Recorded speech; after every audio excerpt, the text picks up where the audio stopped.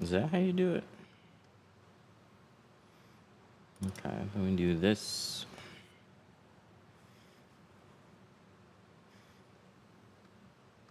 No streams found yet, I know.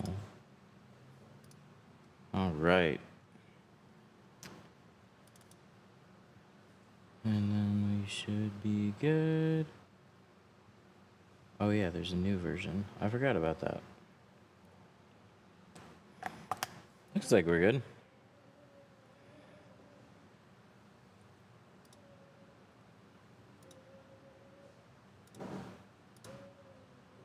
Oh, that's a lot. Auto find and activate. Oh, there we go. Okay, that's good. And then TikTok. Is TikTok good? We're on our headphones? No, we're not. That's why.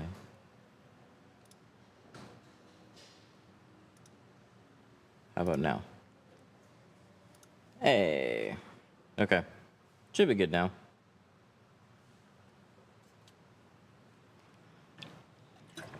What's up? Just got another shipment. Thanks again for the fast shipping. Yeah, absolutely. Thank you for the order.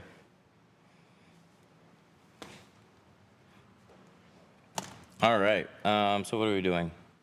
We are doing a Sportage. And I know I set a roll of tape down. So let's do the front, and then we'll do the back, and we'll go from there. So we're going to tape some seals, cover some door panels. We have new door panel guard in stock now. So we're going to be giving that a good going today.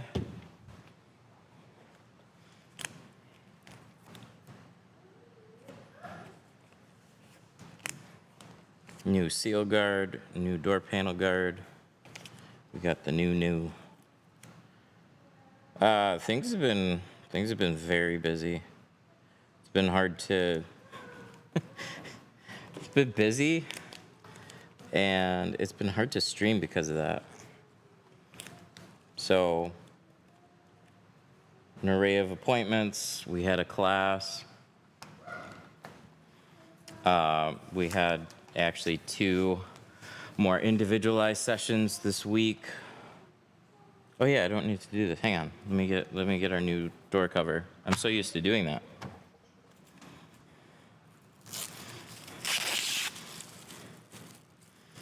Will she stick? That's the question. When we find out if this doesn't stick, then nothing's made to stick for it, really. I'll still use a strip of seal guard because that's a little more flexible. It's very hard to get something on a drop plastic that sticks to everything. She sticks, look at that. Longer version too, a little bit. So we got full coverage here now. I like it. Any tips on lining a pattern when you're installing on a side window? I mean, you kind of see as we go. I'll give as much advice on that as I can. A lot of times patterns just slide around. They slide around, and you have to do your best to squeegee the film when you're making cuts and stuff so it doesn't do that. Oh yeah, key is in here. Okay. Thought I might have moved it. There we go, now we got some power. Turn the lights off. Hi. Hi. You want to go back to Mama, please? Not yet. Why not? I get it's in a car, buddy. What advice do you have? The tint on the rear window doesn't stick on the black line of the glass. So on the border, it never sticks entirely.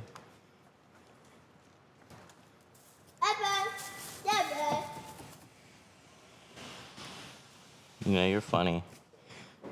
Here, why don't you go back to Mama? No. No. Okay, how do we turn this off completely? There we go. That's how you turn it off completely.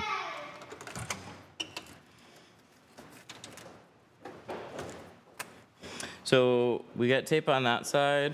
Ooh, I'm gonna open up a panel guard on this side. Oh, we got one open. Perfect.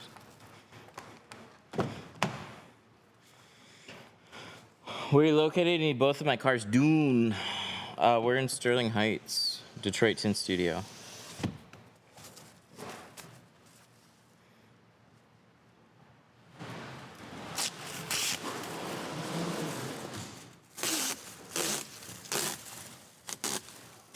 This new version is like a hockey puck. It's like all in the tape. It's kind of nuts. I'm gonna pull up the old one versus the new one. I like the teal color too. So this is the old one. Here's a unopened roll. We had a new version made that was a little thicker on the tape, but this stuff is like a hockey puck in comparison. Like it's crazy.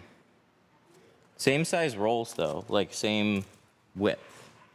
It's just beefed up as much as we could within reason. There's a slight price difference. It's like a couple dollars more. Thankfully, none of it has really changed. Not significantly. Like on the pricing, just a couple bucks. So we looked around and looked around and looked around.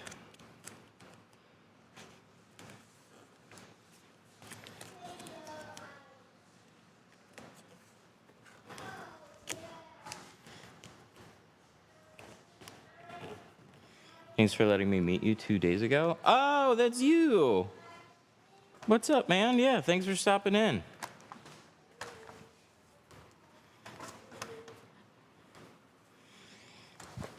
Okay. So I cleared out my lines. So they are fresh and clean.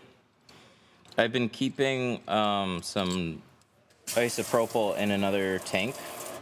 And so before I start the day, if it's been a few days and stuff has been sitting in the lines, I'm now running that through. So everything's nice and clean. So we gotta grab the film. This is a customer supplied roll.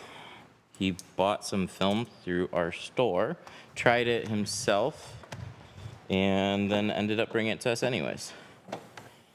So everything checks out. We got a Pro Nano, so we're doing Pro Nano 50.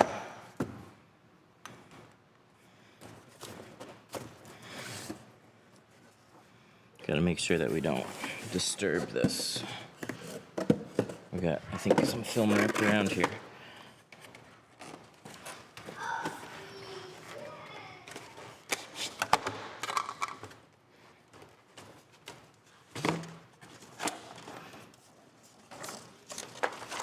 Oh, just a little piece. Perfect. All right.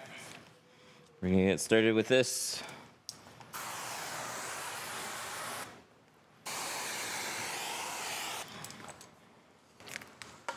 So we're gonna do a little mix. We're gonna hand cut on the roll downs. We're gonna plotter cut the rear because it makes more sense to do that. And then windshield is also getting hand cut because it's a windshield.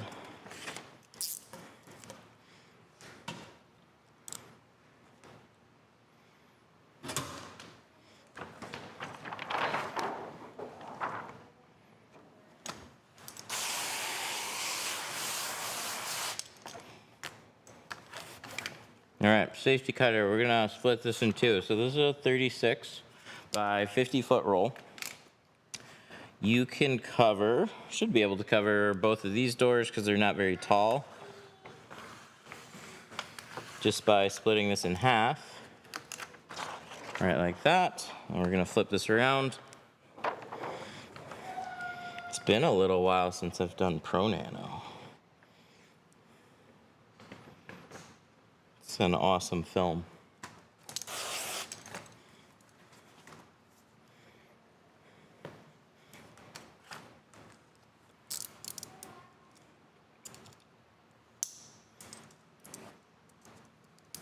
All right, so we're gonna take this little bit of blade here.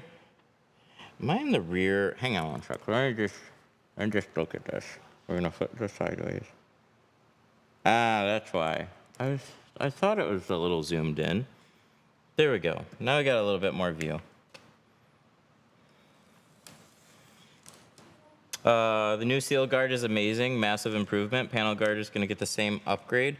It's got a similar upgrade in like make it work better, but the tape had to be different.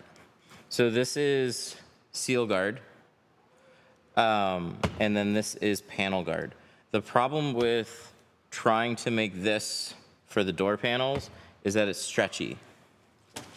So you can't attach it to a drop plastic in the same way.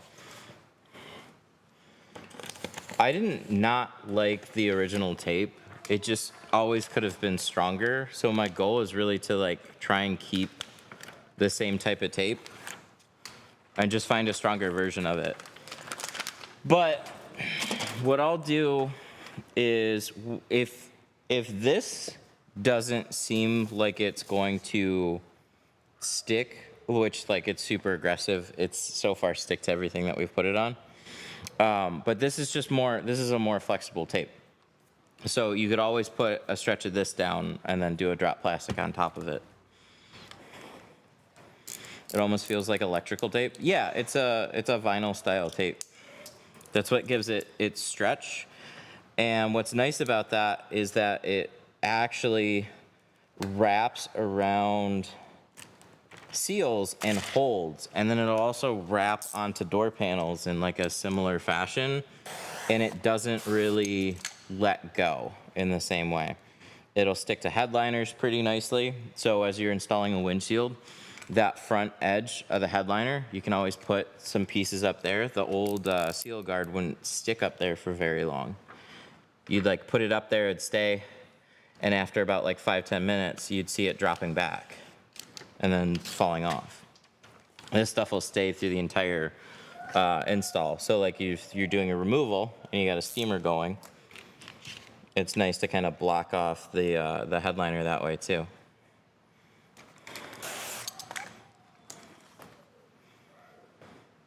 I took it as far as trying to wrap it on the pillars of like a Tesla. I don't recommend doing it. It didn't turn out bad, but water still got behind it because of the way that you'd have to wrap it.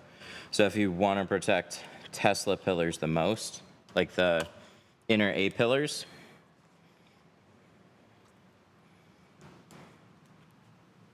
it does do a good job sticking, but I would remove them instead. I didn't like the stretch of the first impression, but the stuff is stuck to everything I've put it on so far.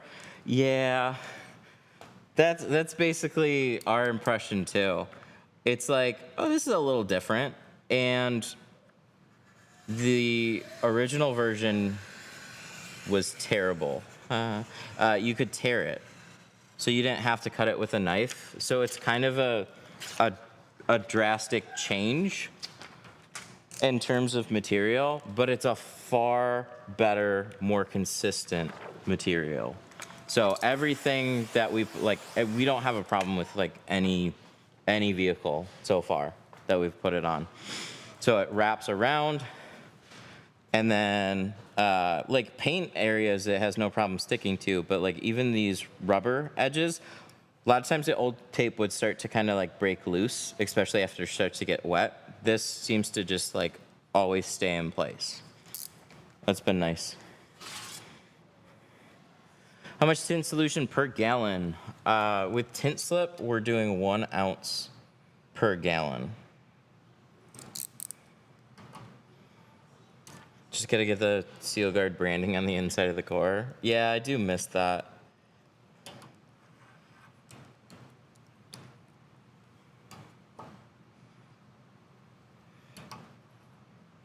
There's all types of little issues when it comes to getting things manufactured. So like we went to the first manufacturer and we're just like, hey, we like the tape. We have no problem with it. Can you make it stronger? And they're like, yeah. And then that was one of the previous versions that came out. And it was like that for a while. I couldn't tell much of a difference, but they said there was one. And then I asked them, like, we need to make it even stronger. And they're just like, we can't do that. And it's like, oh, well, that's great.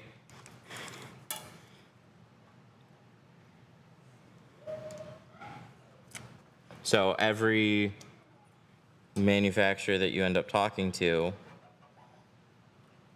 like, it's challenging. So every one of them has like their own little hang-ups on what can be done and what can't be done. It's like every brand of film, there's always like some hang-up. And they're always trying to make it perfect.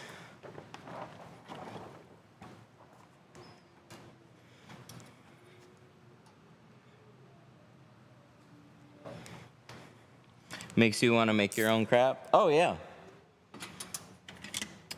So that's kind of, that's this thing right now.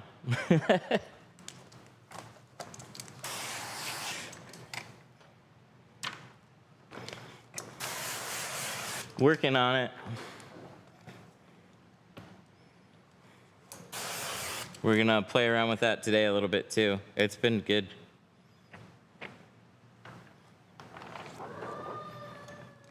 What's your honest opinion about geofilms? They're awesome. That's why I like using them.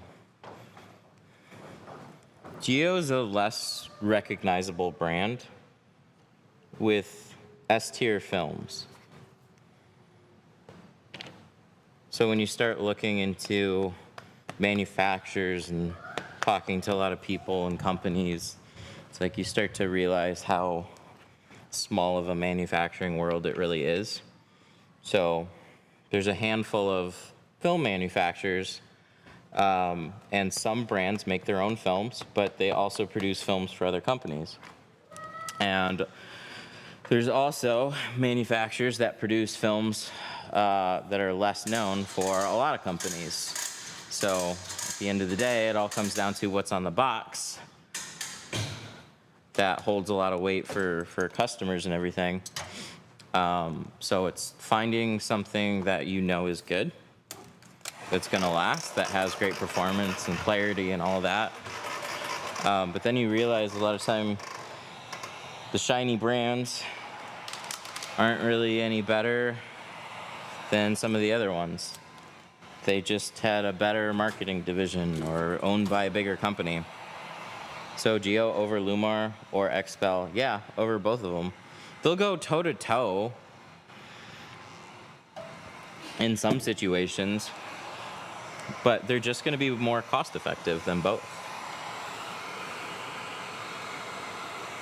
So if we were a shop that was really focused on leveraging a brand, I would be more interested in just carrying a Lumar or an XPEL. But I've never felt like any shop that I tinted for, it's more now than it used to be, but a lot of shops that I would tint for, brand was never really a question. It was just, I need a tint job. Can you do it? When can I get in?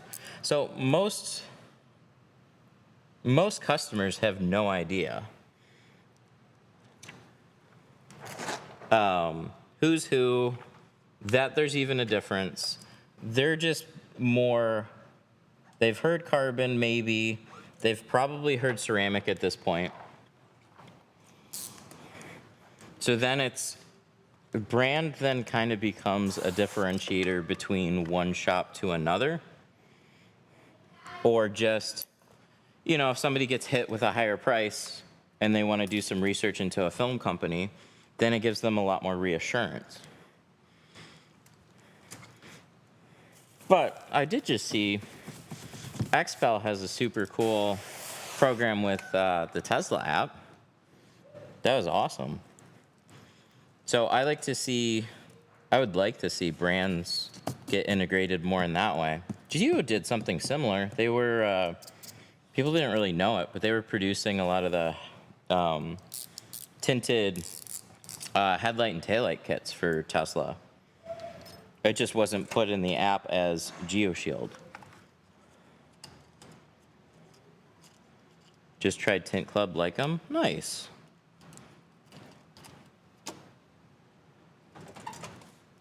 You think Geo's better than Solar? Yeah, Solar I've never really been a huge fan of. Their films were always really thin, and that's more of a personal preference thing. Solar's owned by, are they on here? No. Saint-Gobain. Saint-Gobain is a giant glass company. So like Eastman's a giant chemical company. Solar's a giant glass company. Some of these film companies are just owned by bigger entities like that.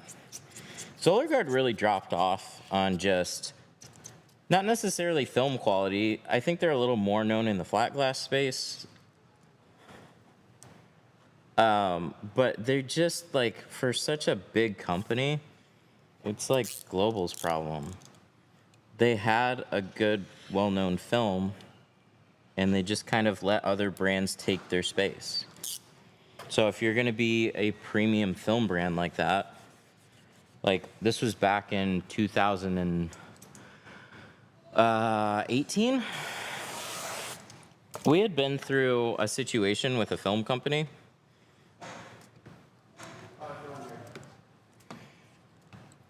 And we were looking to switch to a different film brand, and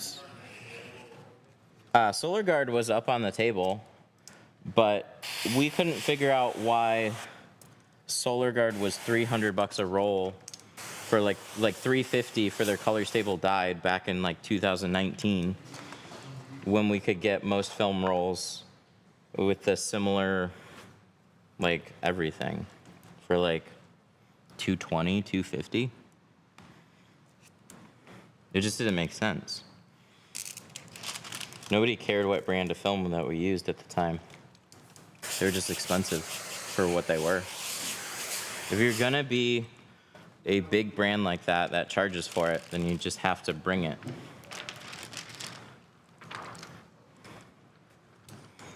Mr. Clean with the 2. Thank you.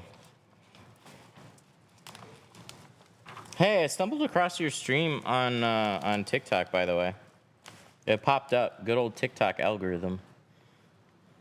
I saw the setup. It's really clean. That's with a GoPro, right? A GoPro, or sorry, Osmo Action HDMI transmitter. Osmo Action to a wireless HDMI transmitter.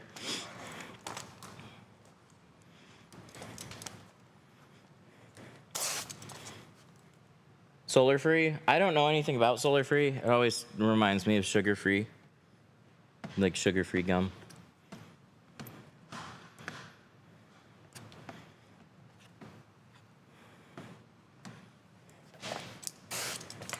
It's cool. I miss those days.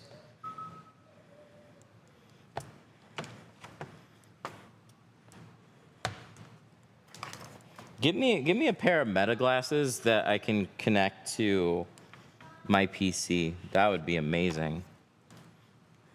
I looked into it yesterday again, like briefly. I was looking in to see if there's anything. It's the same complicated mess. Why can't I find high quality films to buy online? I don't know. I don't know what you're looking for, but that'll take you to one. RTMP Meta. Do they let you do that? Because if I can RTMP off of Meta, I'll go buy the Oakley's version as soon as they come out and give those a try. But it would be amazing if you could plug in an external battery. I don't think you can do that on those.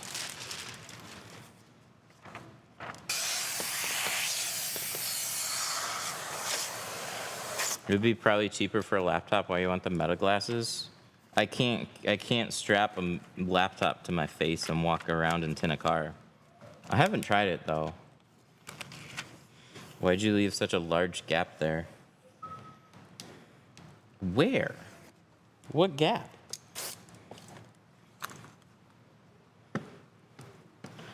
Is 10X a good film? Their carbon is a good value, and I just didn't like anything else that they had. They're like Pure Max carbon, I think was a good value. It's hard to compete with. I think now it's like 140 bucks. It just didn't, you can forgive some like installer things, but it didn't shrink much harder than C2. It just wasn't quite as, there's a couple little things, but it was pretty minimal for the price overall. I just don't know what it'll last. There's special glasses made for streamers. Making a return label for the other guy, Okay. and I have to do it on the UPS website. Okay. What special glasses for streamers? I didn't see any pop up, but I'll tune out for a while, and then I'll just like start doing research again and get all into looking.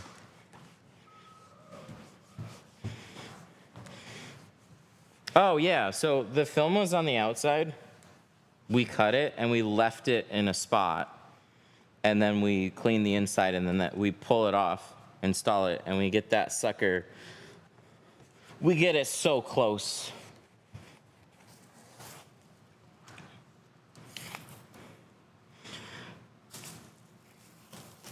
Meta Ray-Ban glasses, I have them. I use them for my tint shop, all black tints. But do they have, you can only stream to Facebook for like 30 minutes, right? Or Instagram, sorry.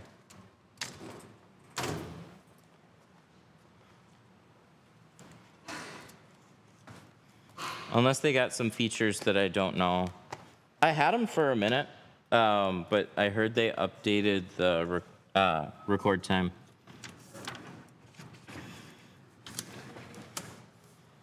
You know what? Here, I'm gonna cut out the back doors, and then we're gonna throw this on here. That's what we're gonna do. Because those front quarter windows, it's better if I just plotter cut them.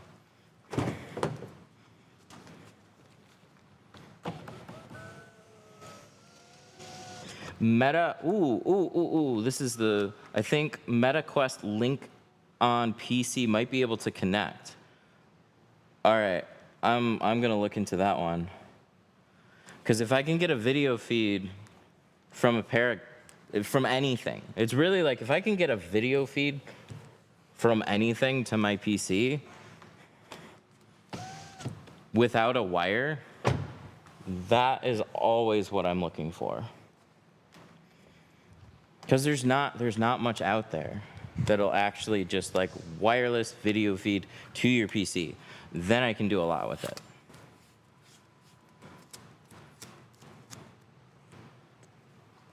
I got the Metas. I got the Photo Grace, which I got later, so I could do them indoors.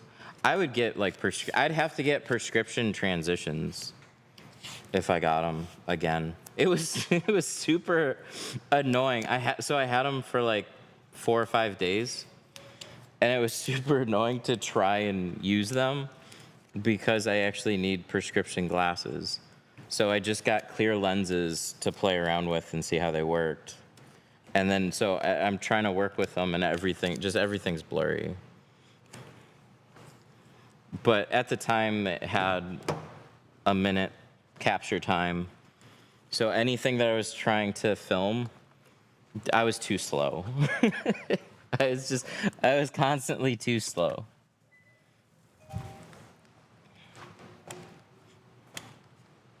Is SunTek CIR any good? I haven't heard much about it. Like, it should be fine. I don't see why it'd be bad. Oh, you know what? It might be a touch too. No, you know what? It was too blue for one of. We had a guy, he was on the other side of the state. He had it done. He had SunTek CIR put on his front doors and his windshield, and he ended up coming all the way to us from across the state because it was too blue.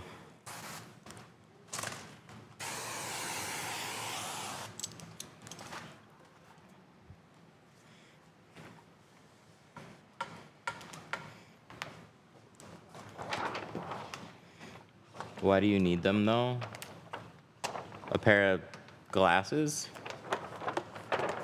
Because I'm walking around a car with a phone on a neck mount, and I've tried every way of wireless streaming. So anything that I can do to make it a little bit more lightweight and easy to just start, I'm all about.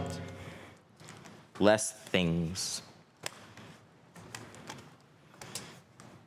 You can't get this. You can't get this angle holding a laptop.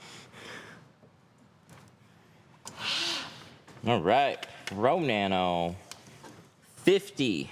It's been a while since this thing has seen Pro Nano. So we're gonna use the settings for Apex, and then we'll cut some quarters, and we should be good.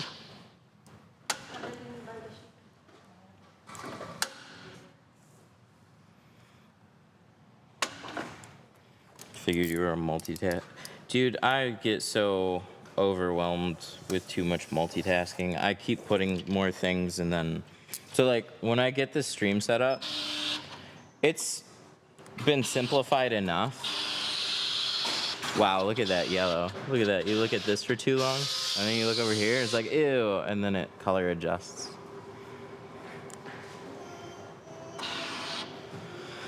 Okay. There's a lot of steps for setting up the stream, even how I have it. Can we delete, please? Apply. Hello, core. Earth to core. Okay, we'll close you and reopen you.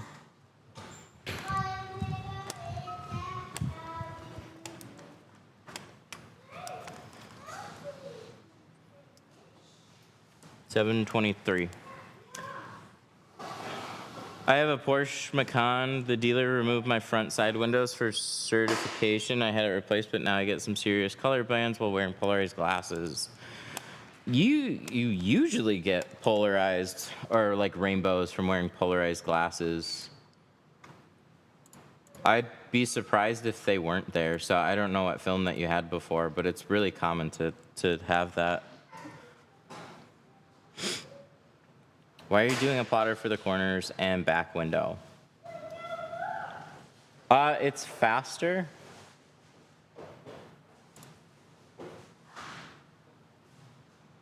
Sonata. That's what we're looking for. No, not a Sonata. God damn. Not a Sonata. I know, it's on my Sportage S. Kia, not Hyundai. We're in the wrong company. I just did a Honda, so that's why I'm H.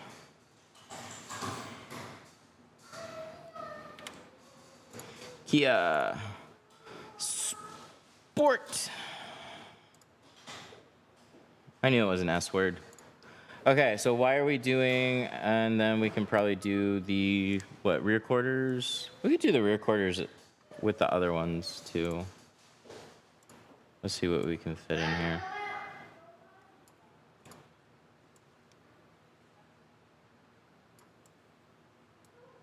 Yeah, and we'll just do this.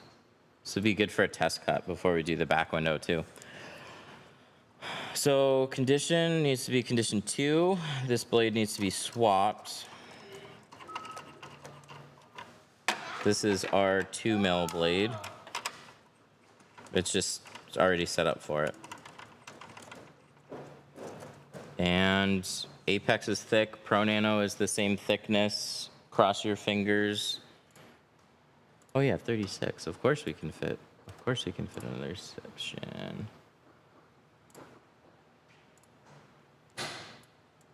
This is core.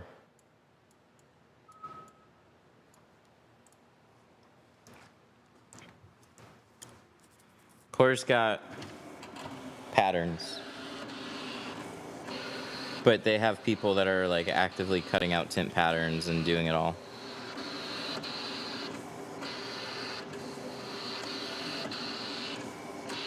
And then you hope they did a good job. Looks like this cut good. We'll find out. Stay tuned.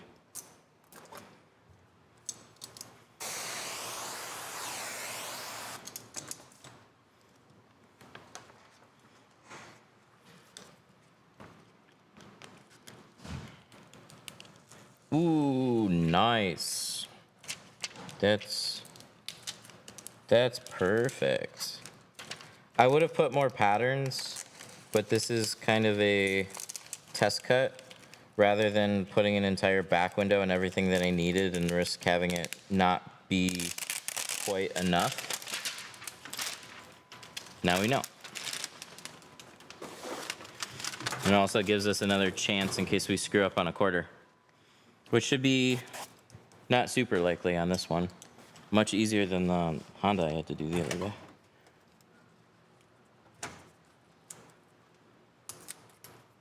Sportage.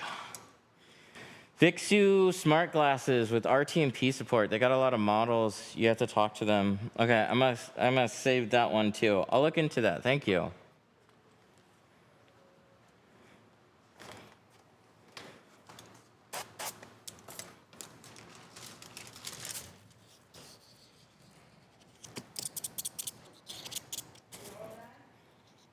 I just saw Logitech had like a bigger Mevo camera with interchangeable lenses that is wireless. I was always a little surprised that like your GoPros or your Osmos didn't just have an app to connect to a PC with how big the streaming space is. There's no camera brand that is attacking that space.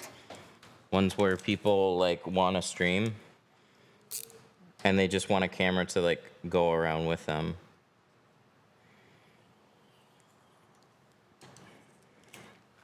GoPro had like a webcam app, but it needed a wire. RTMP was the only way. But they didn't have like an actual app, so you had to find some janky solution. Osmo Pocket 3. Yeah, Osmo Pocket 3 does it. We sold ours. We tried it. It's like, I like the Osmo Pocket. It's really good, but the Osmo Action would be the one to use. Cool looking workspace. Thank you. I appreciate it. Is he reading TikTok chat? Absolutely. We leave no platforms behind.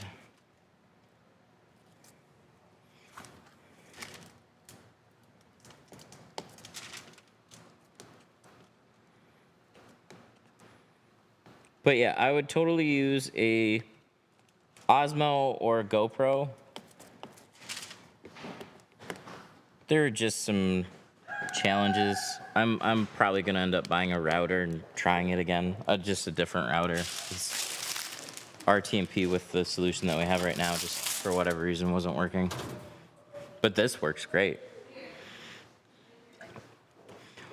Would you recommend trying tinting yourself? I want to add it to my service as a detailer. It's a really popular question that I get. Tinting will replace your detailing work. Like it'll replace you as a detailer. It's hard to do both. So it's 100% worth it to learn, but you're gonna want to find somebody else to then cover the detailing, and then you can do the tinting, or you can try and find somebody that is already good at tinting, and then just strike a deal. That's where I come in. That worked out nice. I like that. Pull the tape out. Beautiful. Cool. Now we have to do it a few more times. We got one door done. What camera are you using? I'm using an iPhone.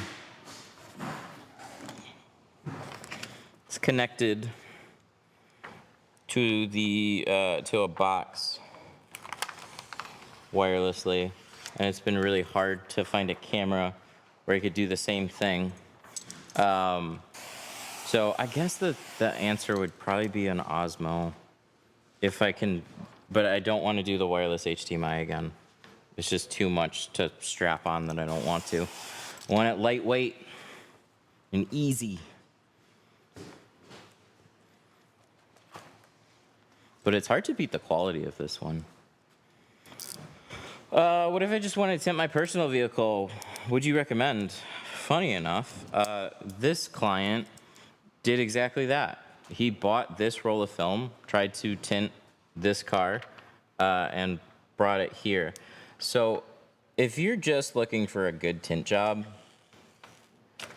what you end up spending on just tools and film is not really gonna be much less than going to a shop in just film, time, frustration, and everything. But if you like are more DIY inclined and you kind of want to learn it as like a side gig or hobby or whatever, then it's absolutely worth it. It's just to like, hey, I want nice tinted windows. Then it's usually better just to take it to a shop.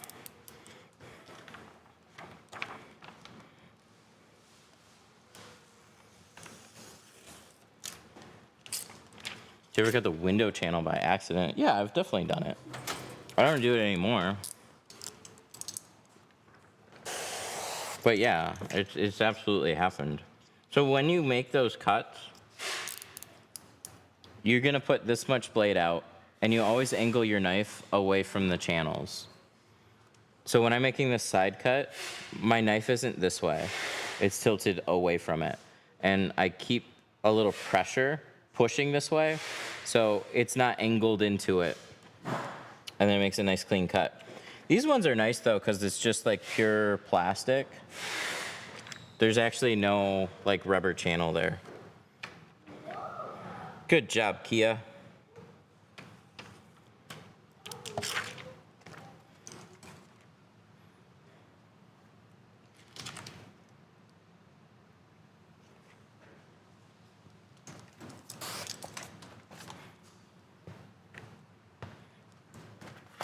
Tack those there, and then we're gonna roll it down.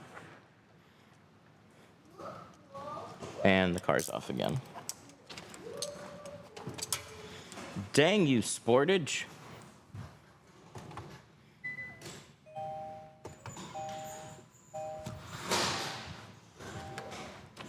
Sportage likes to go into shut-off mode. That's okay though. It's not gonna be on for that much longer. All right, let's snap this off. We're gonna cut the top edge. So we only cut this part on the side, this upwards angle, and this. Those are both part of our top edge. Sometimes this edge looks like it blends together, and it's like, hey, that's on the side, so that's part of my top edge. No, the straight part is the side. Anything that angles is gonna drop out of the seal.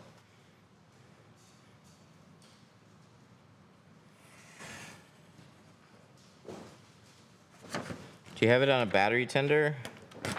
A lot of times, no.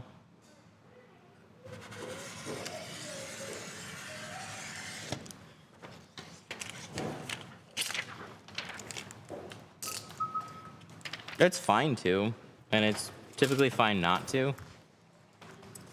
But if it's gonna take you a really long time, then you can keep it on one.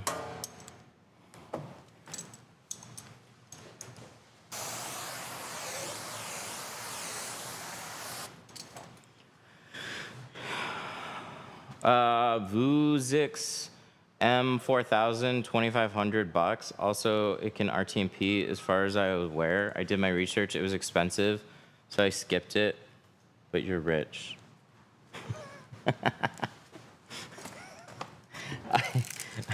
Dude, I have, for not smart reasons, dumped more money into camera and streaming gear just because I want to get it. It's like, this doesn't make sense to do. I want to get it.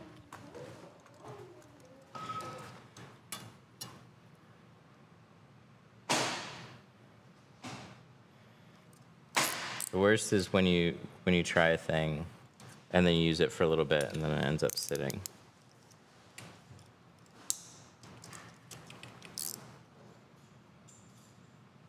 Laughs in rich.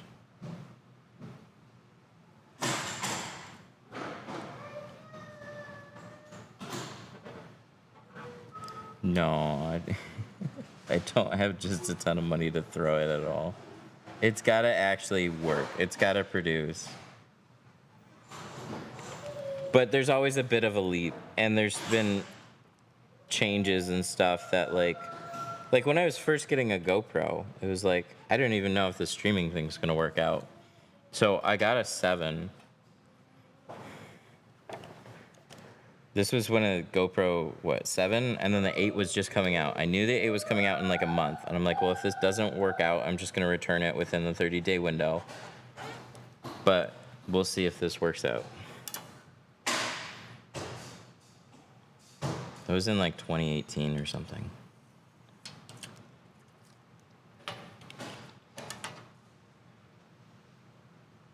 But the HDMI transmitter, that was a... Dude, I was just called crazy for that one. I had a Hollyland HDMI transmitter. That thing was like 600 bucks. And that was just because I wanted the feed to look better, and I strapped that to my head. My wife looks at me and she's like, no. And then that's what I used for like the next couple of years. Are you looking for workers that can tint? On the days that are busy, yeah. Definitely more right now, but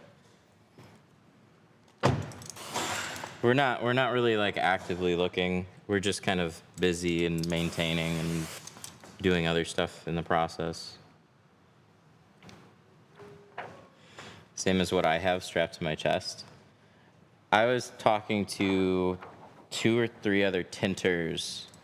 It was like Kevin from Precision out in Georgia, and then it was Haas. I wasn't trying to convince them to buy them, but we were doing like RTMP stuff, and then I'm like, this is what I ended up getting. And then they both bought them. Because it's like, damn it, this other way works, but it's so fiddly. The HDMI is just like clean and it worked, but it's, you gotta have that with you the whole time.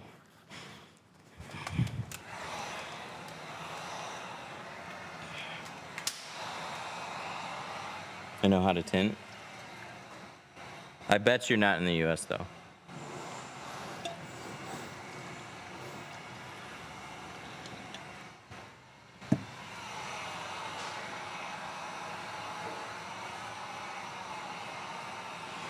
No wonder it costs $50 for the crackhead to do my tint versus $500 coat for a professional. Y'all take your time and do it right. I don't know what this fancy whiteboard is.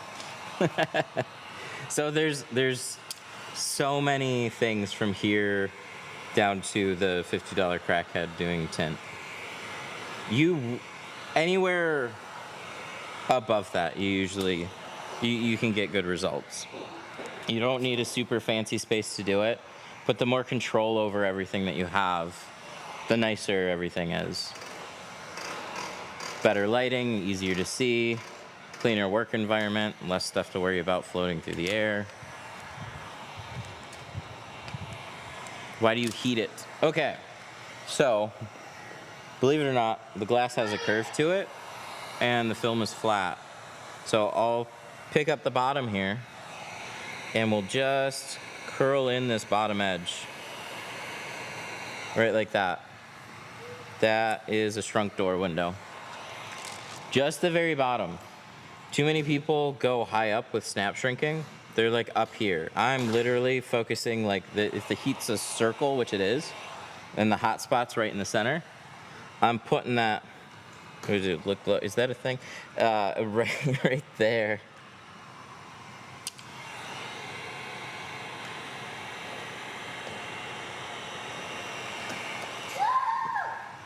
There we go. That's shrunk. You get that little snap in it. So it locks down to the window. Easy to kind of like squeegee out, but it takes away all the fingers. Because for doors, there isn't as much to be shrunk, so you don't have to worry about it. You don't have to go crazy.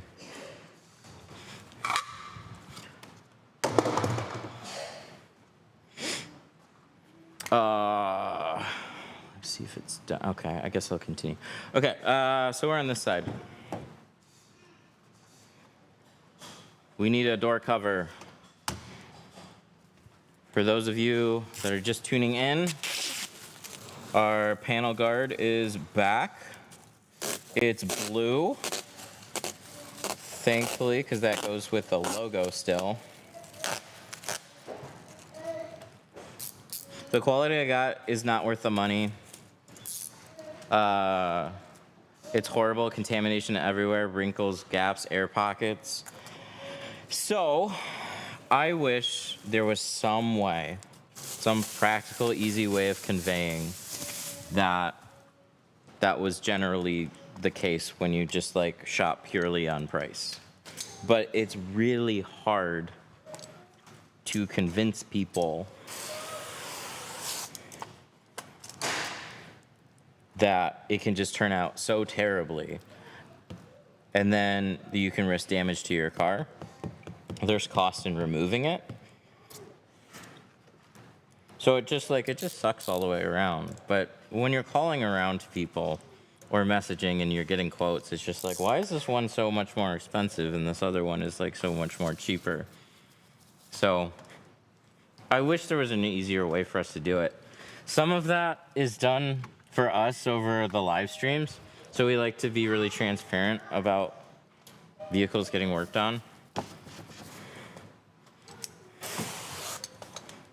But getting an order in today, been waiting on the door cover, thank you. Oh, thanks, man, I appreciate that. We've been waiting on it too.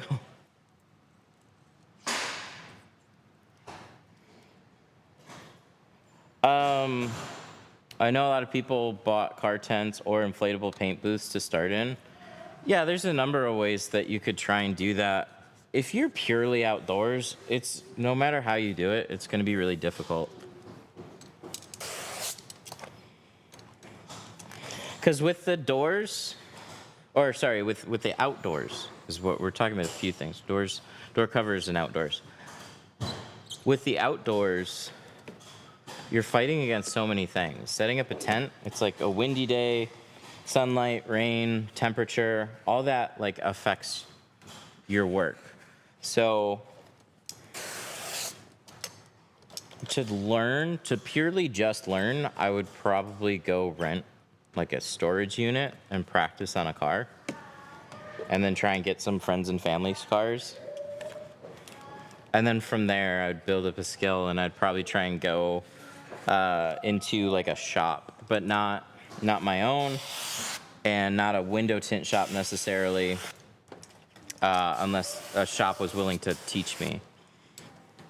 I would try and mobile for me was tinting for other companies that didn't do tint work, but they had lots of like auto glass or car accessories, and they needed somebody to do tint because they were getting asked about it all the time. And then you show up and you go like, hey, I do tint. And they're like, perfect. You solve our problem.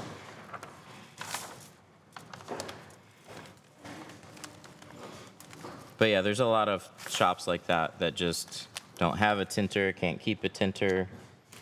So there's opportunities at a lot of places.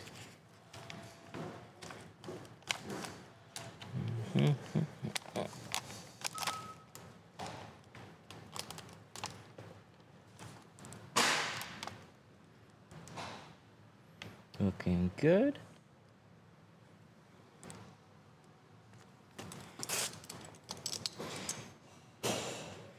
High-end detail shops? Yes. One of our best accounts was a high-end detail shop. It was almost unreal. Like, all these other shops that we were tinting for at the time, like, we would have to argue with them about at least hitting, like, a 220 to 250 minimum. And then this shop was turning around 350 without even blinking. I understand it more now. I didn't really understand it at the time. But they planted themselves in the middle of Rochester. There's just money there. And they built up a really good business. But yeah, they were a high-end detail shop. You don't leave a gap at the top? So the gap that I have at the top is so there is gonna be one, but it should be like really, really minimal.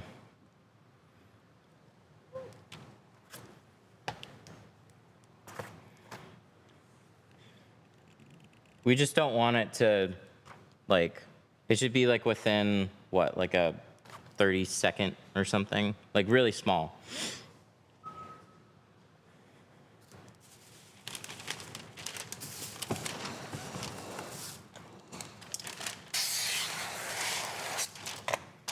But yeah, you can't put it over the edge or it'll peel.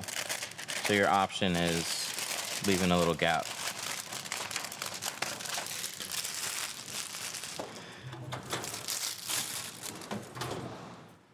I'm just trying to focus on minimizing fingers and learning the heat shrinks. Everything else is okay. We do have, I don't usually say this, but it sounds like it'd help you a bunch. We do have one-day sessions now. And it's perfect for that kind of stuff. Like, we've had people come out that are literally trying to learn everything inside of a day, and we'll still, like, run them through and teach them everything. But the one-day sessions is like, hey, I'm trying to learn how to heat shrink, and I just need somebody to, like, look over my shoulder and tell me what I'm doing wrong and correct it. Those one-day sessions are so perfect for that. We can't promise it, but the majority of people that have not touched film before that attend our classes are shrinking by the end of the class. It's been really cool to see. We've been really good about figuring out what to say to help better explain it. And then it's just, again, watching over people's shoulders and making those little corrections. And there's a few different types of people. There's people that tend to overshrink or tend to undershrink. More people tend to overshrink. They'll overshrink or card really far. So they'll shrink from, let's say, like, this is my full back window. They'll shrink from, like, here to here, and then they'll try and card from here to all the way down here. And that's how you get problems. It's like you have to wait till you shrink the entire area that you want to push down. You can do it little by little, and we encourage that. But people get ahead of themselves too much. Does sheet tint always bubble? It'll fail. There's a number of ways that it can fail. Adhesive failure is really common because when you're just using cheap glues, then those glues are the first thing that is getting beat up by the sun. So if you've ever seen something sun faded, like leave a t-shirt outside for like a week, and the dyes will almost, like, within a week start fading. Like, one side will be nice, the side that's like shaded and facing the ground, and then the other side will be like completely faded. What?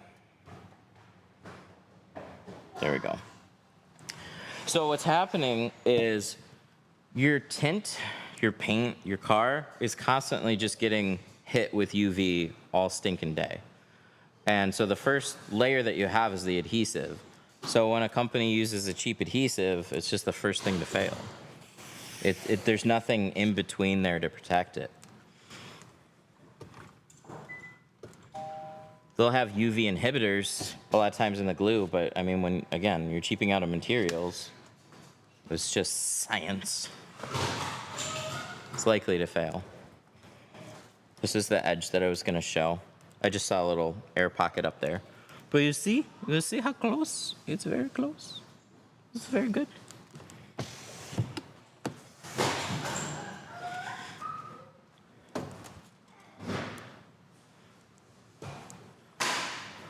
If you find the camera to work, please DM me, bro. Catch you later. Have a Mustang finish. Oh, thanks for the 5. I appreciate it. Yeah, for sure. I had no idea there was a pair of streaming glasses that were that expensive. That would be cool, because, like, it would have to be that expensive. Because there's just, like, Metas are cheap because there's mass-produced. They have lots of people. But, dude, I hope. Is there a quality difference in plotters versus hand cutting for rear quarter windows, like being able to see the edge of the film because the plotter cuts are shorter or something? So a Graphtec versus a Workhorse, for example. So like that machine over there versus that machine over there. The cuts should basically be identical. What is going to be different is just all the little features on it. So the features, setup, build quality. So like the cheaper machines are good once you get them dialed in. They're really good. It's just you'll notice the fiddliness when you actually own a machine like that compared to Graphtec or a Roland or a Vinyl Express.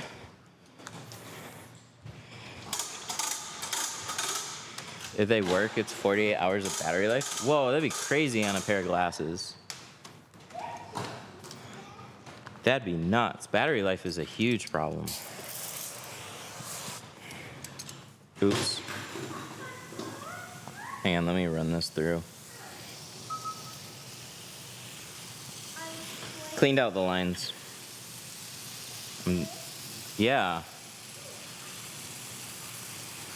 What steamer do you use to remove tint?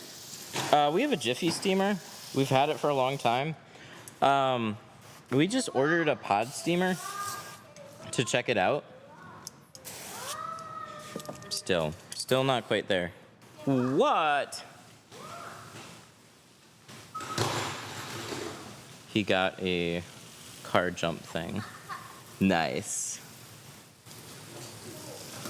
But he's funny. He always wants you to say what. So like if he gets your attention and wants to show you something, you could say like huh or who. And he'll be like, say what?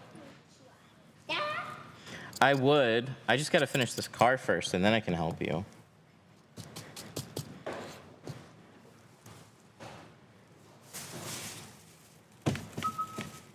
There we go. Now we're good. Is one better than the other? Plotter?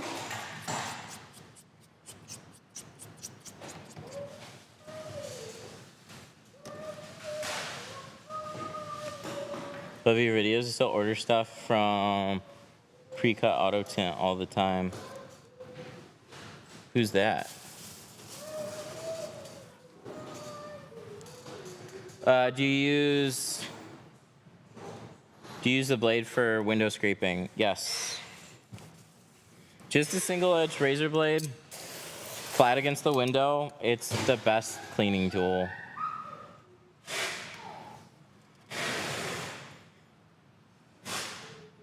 Oh, what kind of tape? So we have Seal Guard on the sides, that's the white, and then we have Panel Guard on the bottom here. That's the blue.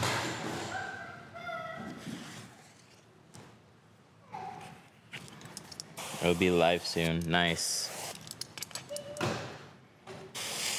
that looks like a new tool. It is new. It's not done yet. It's not far off though.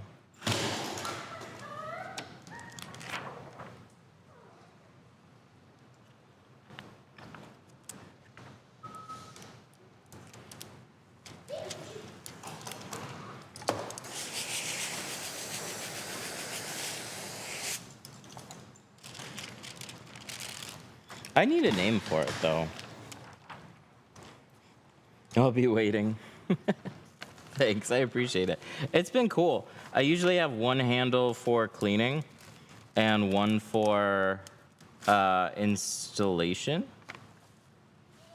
I always had a hard time keeping track of two handles, but I got more used to it. But this is a little unique. It's a miniature 5-inch blade holder. So instead of using a channeled squeegee, you have more blade here that can flex. And so this is great, easy to hold, throw in your tool belt here. And then you can swap out to whatever blade you want. So I'm using the pin clean right now, and I use it more as a cleaning and tacking squeegee.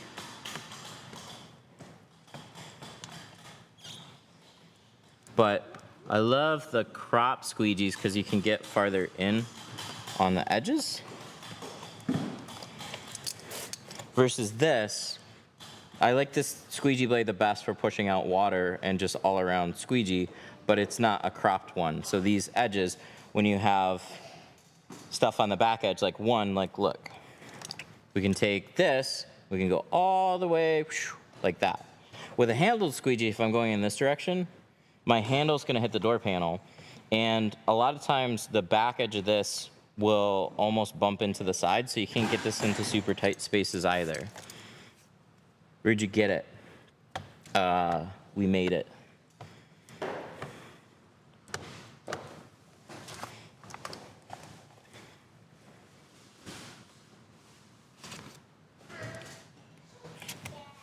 Look, see? We like legitimately. Detroit Tint Studio. It's not quite done yet, but we've been testing it out, and we'll make some changes and finalize it when I have time. Yeah, damn it. I'm here tinting cars. I should be finishing squeegees. Does it? Ha! Ha! I know that from like the Kia Niro. It's got a battery reset button. If you leave it kind of like idling for too long, they want you to push that. Are you just spraying regular water? No, this is soapy water. Then it'll slide. Is that a burn? It's a sick burn. It's what's left. See, like it's just. It's because I'm so pale.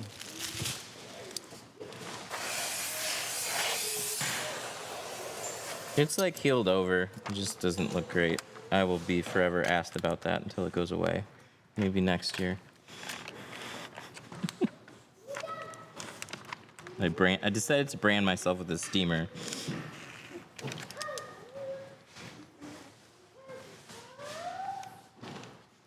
They can't be good for your skin if you're doing. No, come on. Let's not. It's not from the. Really? People are gonna think I'm damaging my skin from tinting. No, it's a burn. I was removing film, and I got a sick burn from a steamer.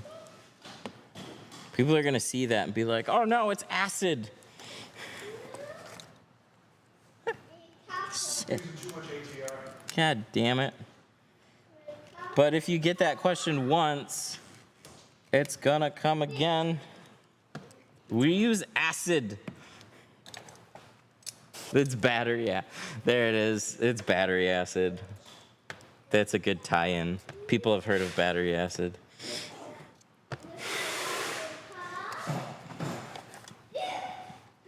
Sorry, guys.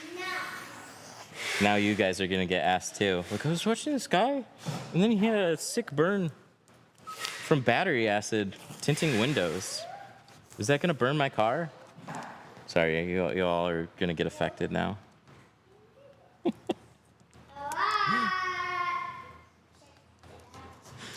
Check it out. Yeah.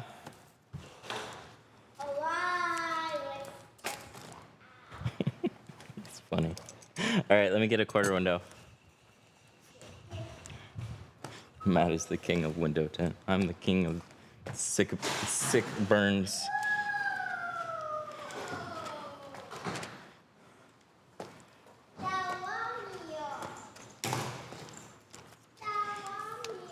You should also burn when you pee.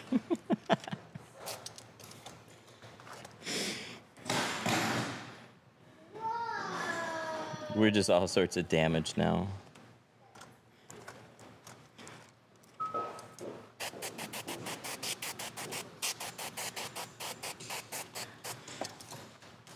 Have you tried quick wax for dry shrink prep on back windows? I have tried a car wax before, but probably not that one in particular. There's a lot of things that can work. I think one of the more recent favorites that I heard from people was spray deodorant because it dries faster.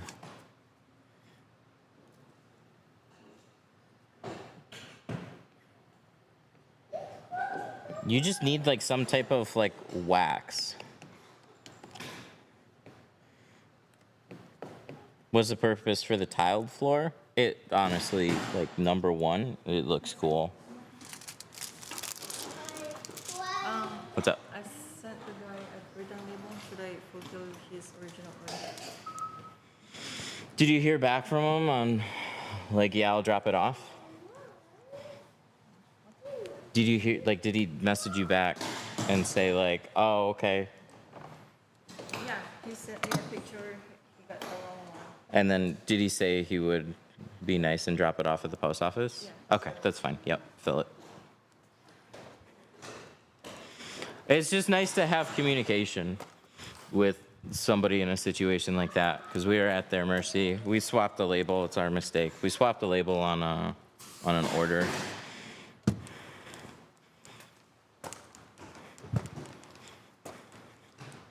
And so somebody's getting one order and somebody's getting somebody else's order.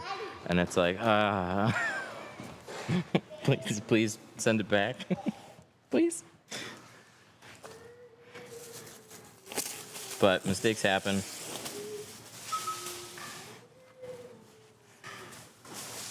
Can I get her number? Somebody's asking for your number. Somebody's asking for your number. Give him mine. Oh, give him. Bro, it's my wife.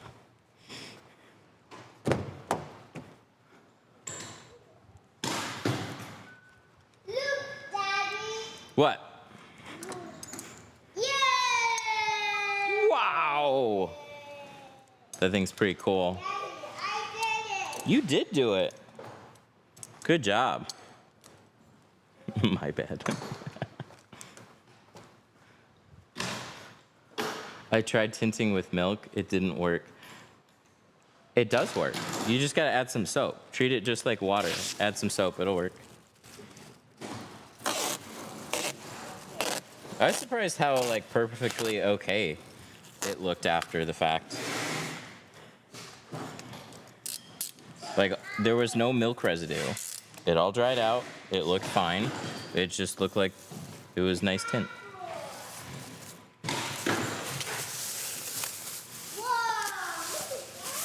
Look at that. Oh, wow. Wait.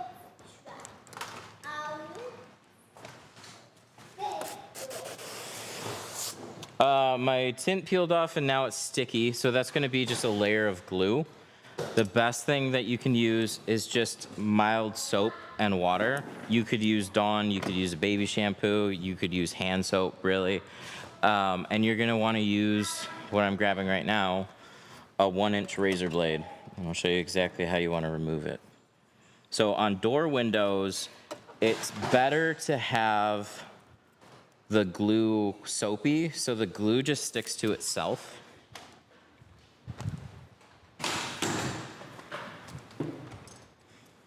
So you spray it with some soapy water. It kind of softens up the glue a little bit, and then you just take a blade, low angle to the glass, and you'll just scrape. And as long as it stays soapy, it'll still be a little tedious, but you'll be able to scrape lines of glue right off the window. For the sides, it's a little harder because you can't get like a 1-inch razor blade in there. So I recommend like a snap-off knife. So we'll take these, push them into the seals, and then scrape the glue out of the hard-to-reach areas. So like this.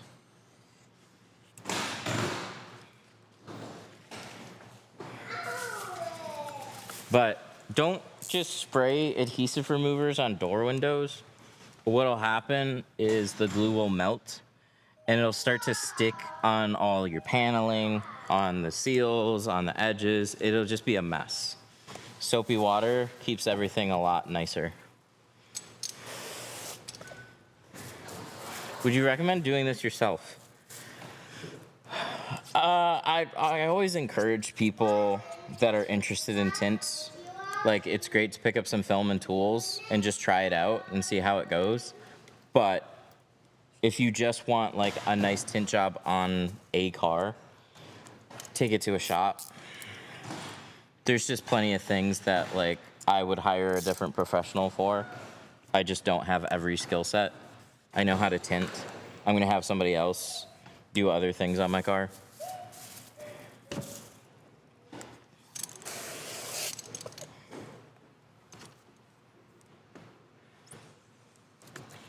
How do you not scratch the film? The film is on the outside of the window right now. It's about to get applied to the inside. So it's just glass right now. And we're gonna throw it on the inside here.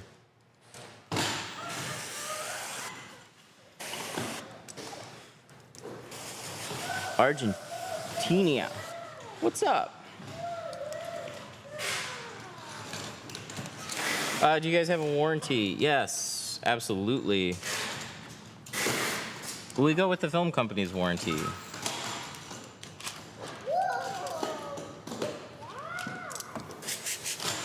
It's hard to buy a window film that doesn't claim it's got a warranty though. So everybody's gonna tell you they have a warranty. But the problem is warranties are typically only as good as the companies that back them up. So when you buy a film that says it has a lifetime warranty, you want to talk to the company that's installing it, and in the event of any issues, what are they going to do to fix it? Because the film company might comp them on material. There we go. Film company might comp them on material.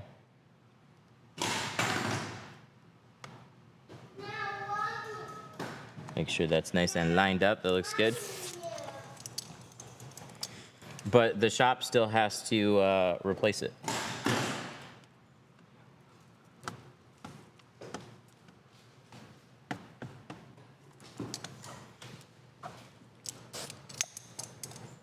How do you know where to sit the film on the door panel when you're installing it? So when we're two-staging it like this, I'm looking for the top edge of the window. So I know I have to be down, right? Like my top edge of the window was up here, and then I dropped it. So I'm gonna take my window, I'm gonna bring it down here, and I'm gonna look at where the top edge is going. And I don't want to overlap my top edge over this. I'm gonna place it so it's slightly below that.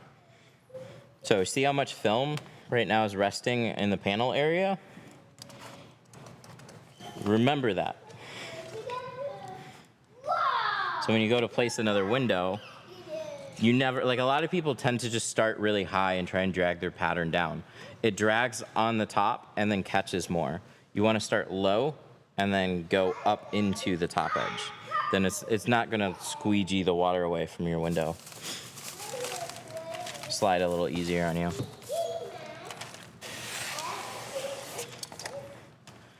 How do you tint Mustangs? Since the window rolls down. So you latch the door. So you open the door, and then you trigger the latch. Funny you mentioned that, because I'm literally working on one of those right now.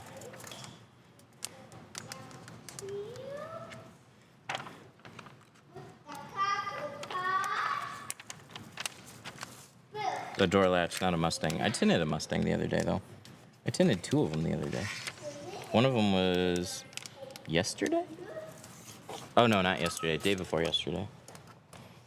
It was nice. It was a Mustang GT. I like that thing. I'm not going to buy one, but I liked it. It was cool. What do you charge for a pickup truck? Depends. We talking big old utility truck or just like your newer F-150?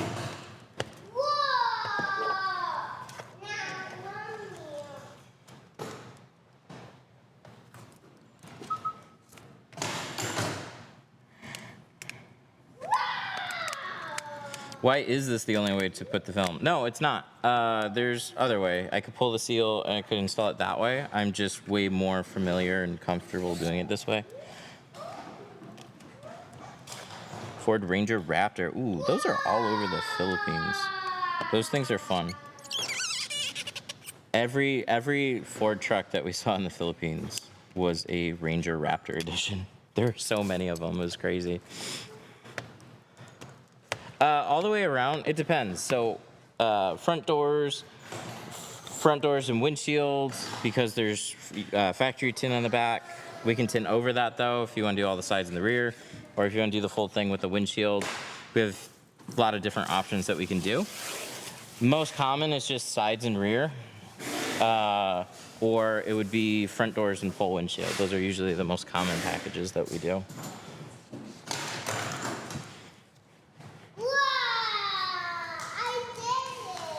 So front doors and the full windshield would start at $299, and then all the sides and the rear would start at $299. Actually, are you a big car guy? No, I like nice looking cars. I can definitely like appreciate just fun stuff, unique vehicles, but I'm not a super big car guy.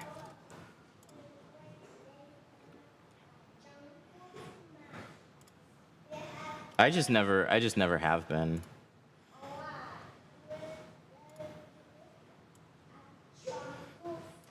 Wow. So what do we do? Do we get 2 quart? What do we do? We have a 36-inch roll, and we got to cut out this back window. So it makes more sense to use a 24, but we only have the 36. And plus, I don't really stock 30 or 24-inch 50% rolls, but it's just not very tall. I almost want to do 2 back windows because I bet you they would fit. Where? There we go, this one. Yep, yep, 2 back windows totally fit on this. But we're gonna do the quarters. Right, yeah, these ones. Cool, we'll just do it we'll do it like this, and then save that little square of film over there. I don't know if we won't be able to use it in the plotter, but we'll try and save it for him. It's a customer supplied roll. He bought a 50% Pro Nano, tried it. It's tough. And then he brought it here. So we're installing his Pro Nano 50 for him. I need a nicer looking trash can. This thing looks like shit.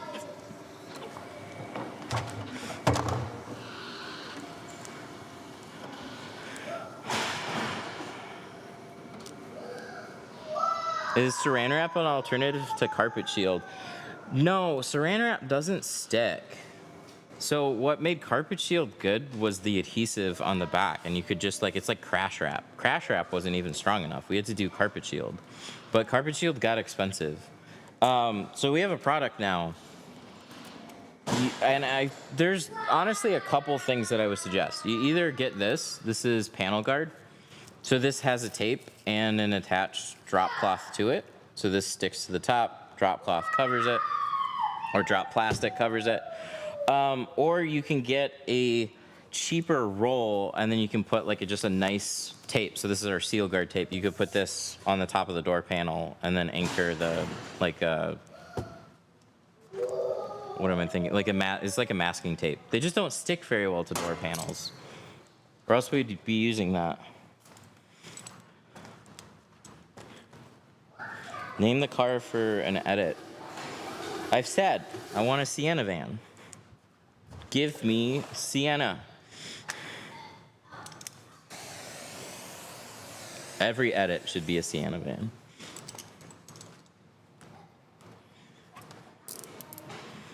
All right, so we gotta prep the back window. We'll put this on it. And then we will save this piece, which is probably the hardest part about what we're about to do. I'm so used to throwing it away. Okay, quarter windows. We will trim lightly around this.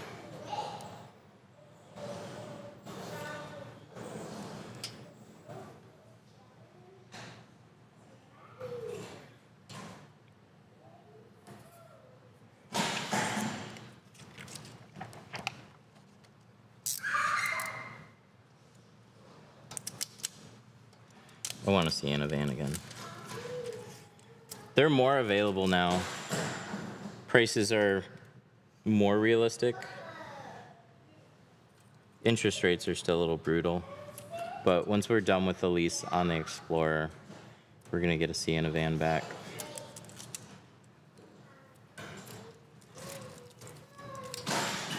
The ultimate minivan. So when we were out of town, we rented a minivan. It was a Pacifica. It was the first time I saw stow and go seating. Dude, stow and go seating turned a Pacifica into a living room. It was crazy how much space that you had in that thing. I just don't want to buy a Pacifica.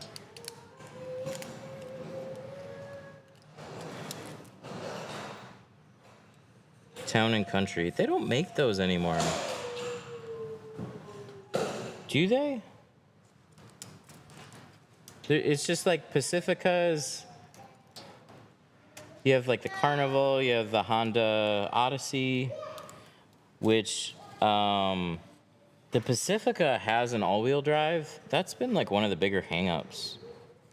It's like the Honda Odyssey doesn't have all-wheel drive, but then the Sienna is like bonus. It's all-wheel drive, and then it's a hybrid.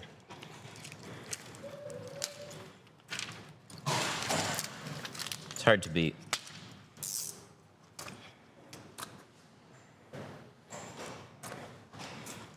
No, but they're still better than Pacificas. Ah, okay. So they were out for a time, still really nice. I never tinted too many minivans. I had a mobile account where we would do a lot of town and countries, but they were just basic.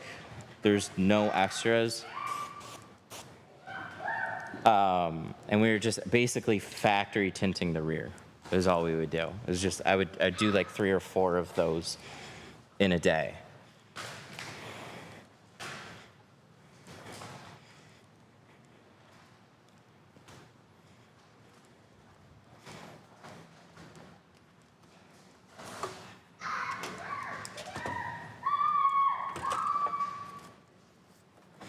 Is it true window tint is now federally illegal? I saw a video. No, it's BS. I liked every one of those videos, though.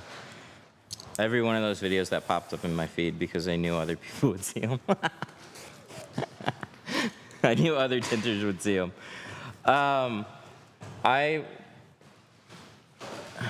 If I had more time, I'd make a video in the same way that would say now it's federally legal, and you can tint your car as dark as you want and fire back that way. There's so many AI fake videos now on that kind of stuff. It just dupes people. Oh, that's adorable. Look at this. It's so cute. I like it. All right, quarter windows, we'll let the back window dry. This is good. I missed this. Please tell me I grabbed the right one. Hey, we got it. Okay. Get organized. See, every table surface turns into this.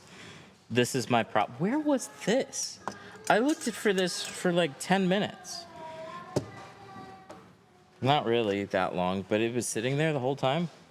What are you using for a sink in your cabinets? These are new age. They're just kind of like the biggest bang for your buck cabinet. You just get a lot of cabinet for your money. We're just gonna set this there and I'm gonna put stuff on it.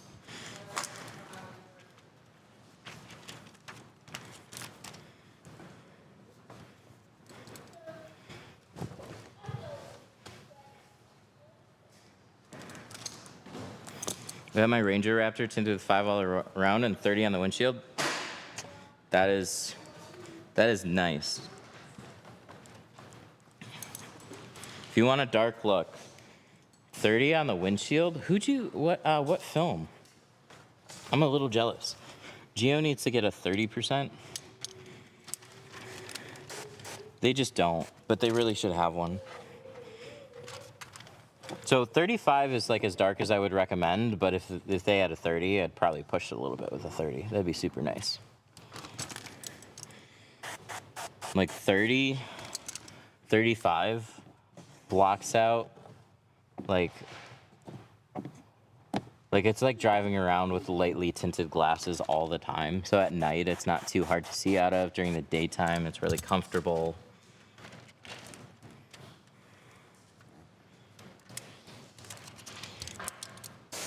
%, Lumar or Autobahn.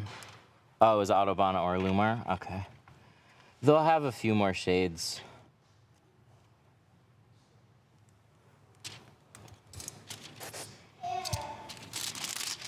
Hi, sir, I want a job there. You know, I kind of want to let somebody else tint these, and then I'll just live stream and watch and commentate. Okay, I'm getting to that point. I want to work on a lot of things at the same time. You'll see. You'll see before the end of the stream. I'm going to sneak into the back, though, and put something in something else quick. This sounded fun.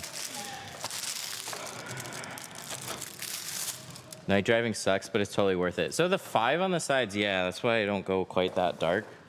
20 was generally 20 or 15 was pretty much how dark I would want to go. Hang on one second. I'm gonna put you guys here just for a quick second. Don't fall over.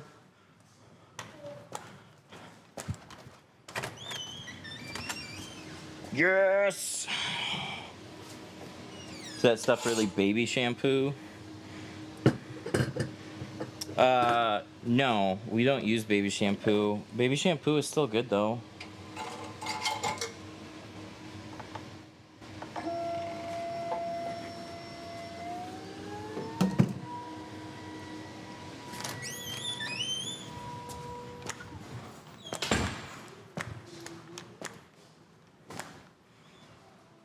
How many days can tint slips sit in a bottle before it has to be dumped?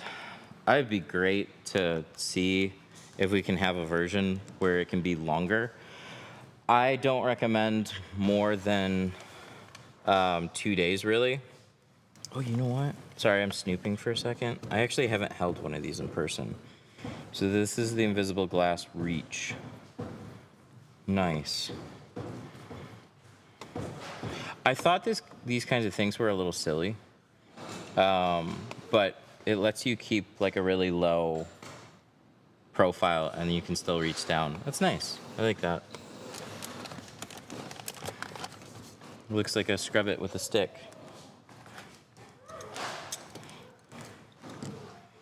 I did tell Tri-Edge that they should probably make a stick for their scrubbits though. I don't know if that'll come out within the next lifetime, but I did tell them. Whenever I try and tint and apply heat shrinking the sheet, it gets burned and harder. Can you please tell me the reason why? It could be a lot of things. Tint's really fragile, and so it's probably just overheating in spots. Learning how to shrink has a bit of a finesse to it. But if you pay attention closely to the videos that me and a lot of other people post, you'll see there's always organization to it. So you're just heating it up enough to see it shrink down towards the glass, and then you stretch it out over the window. And a lot of people just like, they'll kind of like wet shrink stuff, they'll kind of dry shrink stuff. It's just kind of, they'll start in one area, work to another, overheat, like it's just messy.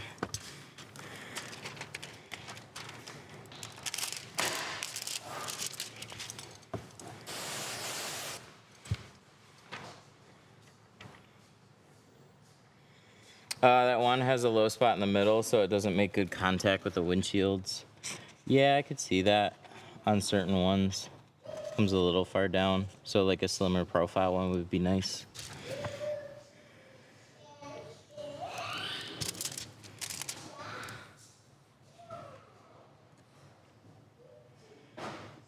Quarter Pro.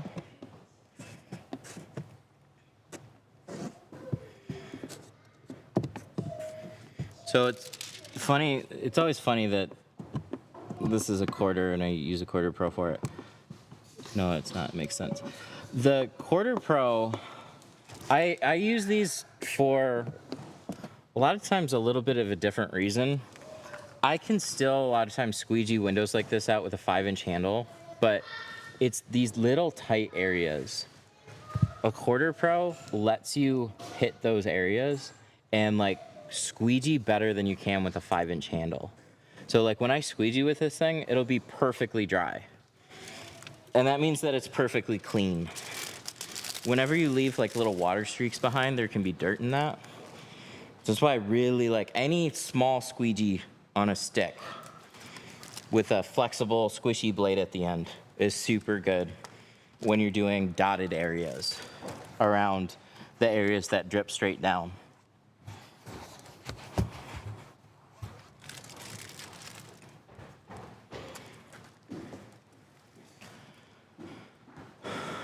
I'm not around you, but what's a good price for all around tint, no windshield? I think 300 and up.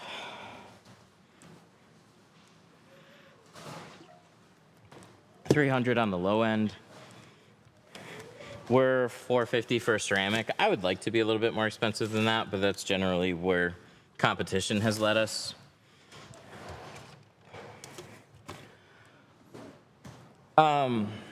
For a couple different reasons though. So when you're trying to, if you're just trying to make money, like a couple jobs at $250, it's good money. The hard part though, and this is the part that really sucks, is like it's hard to grow, very hard to grow a business off of that because you need other people eventually. And then you have stuff to pay for. So when you're getting into a shop, it's like it then goes from being like good money for a person to being low money for a shop. And then that's where they have to just crank up volume and spit cars out, and people really like drop down in quality because they're just cheap cars focused on price. And that's that battle. Then you have to start raising your prices to pay for everything. You want to maintain quality. So it's just, it always seems like nothing really cheaper than $250. It gets really difficult. Not unless you're tinting cars in 30 minutes and they look really good.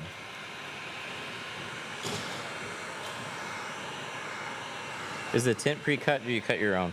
So we hand cut the doors, we plotter cut the rear, and then we're gonna hand cut the windshield.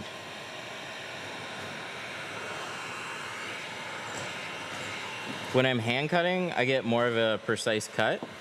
On dotted windows, like your back windows and quarters, it doesn't matter. You just need them to be wider than that dotted border. And you'll get a super clean cut off the plotter very quickly.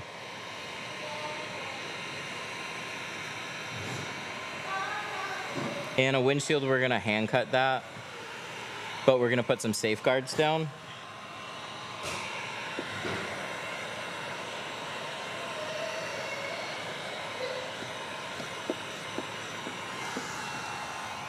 What happened?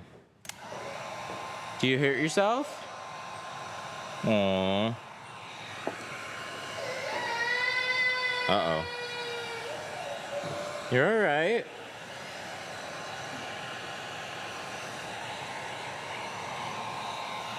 So we're high up on the heat gun because we're shrinking both, top and bottom. On back windows, there's always more curve.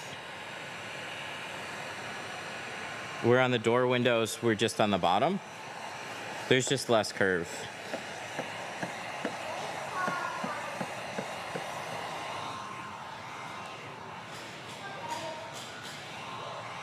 How many years have you worked there now? We've been in here since 2020.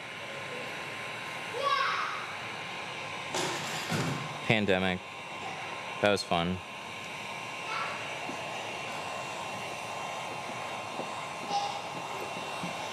On the front windshield, yeah, we're definitely use the heat gun. We'll start in the middle and work up or down. Doesn't matter where we start, but same thing. So we're gonna do that right after we finish this.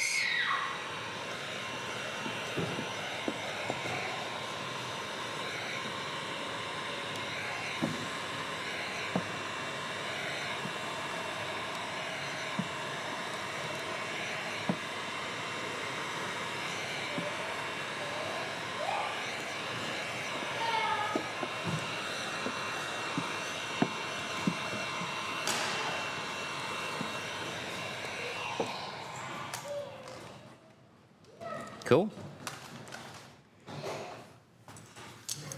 What VLT? We're doing 50. 50 all the way around everything.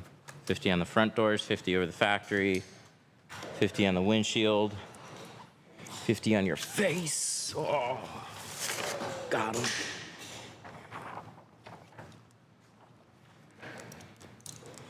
It will be cool. It will be so cool. Cooler. It will be cooler. Because we're doing ceramic. So, plotted back windows, it's helpful to leave a border and then peel it off afterwards. Otherwise, if you peel it, you're gonna have this little overhang. And then as you get close to the edges, this will shrivel up. It just makes it harder to shrink the back window.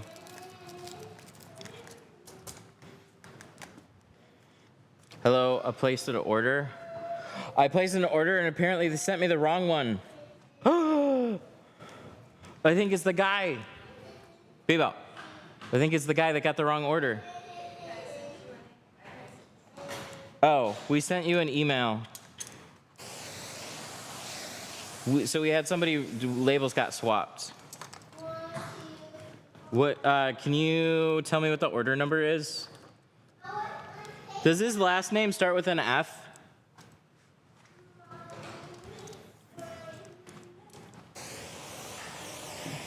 Yeah, we found out last night, and then we're taking care of it. Did you get like a pro door window kit? Can we have it back? Please. That was a big oopsie. Yeah, it does. Okay, yeah, this is definitely him. Thanks you for. You should have an email, so check your inbox. But yeah, we will 100% get it fixed.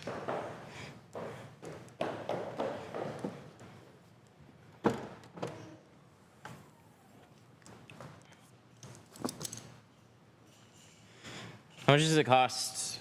So it depends on what we're doing, what your vehicle is, and what film that you end up going with. So a few variables in there. All the sides and the rear start at $299. and with the windshield started at $450.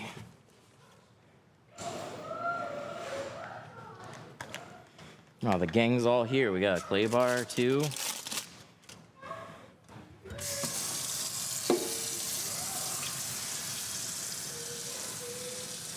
Have you done a 2007 GT 500? No. Yes, I received the email. Okay, awesome.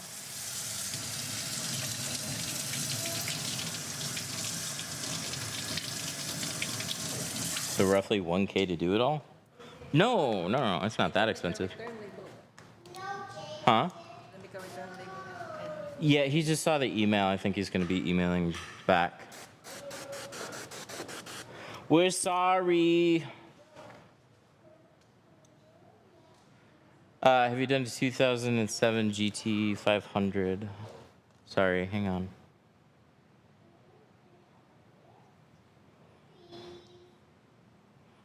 I'm looking it up really quick.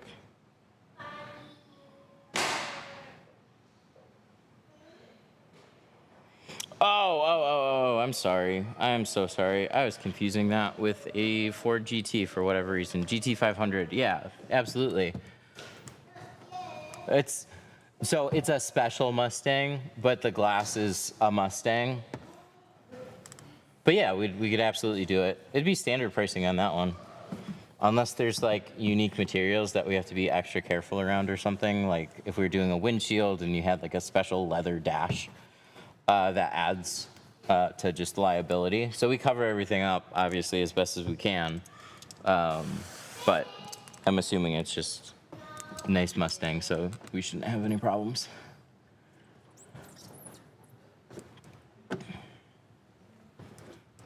I don't know why it was a Ford GT, GT 500. I just had a Ford Mustang GT, a brand new one, yesterday or the day before. 27641, right? 27641. Yes, it was just one label swap. It wasn't 50. I said it was just one label swap. Thankfully it wasn't. So it was driving her crazy. She was still trying to figure it out. At some point, a label got printed for another order and put it on a box that it shouldn't have. So like literally, 2 orders got swapped with each other, and it's like, damn it.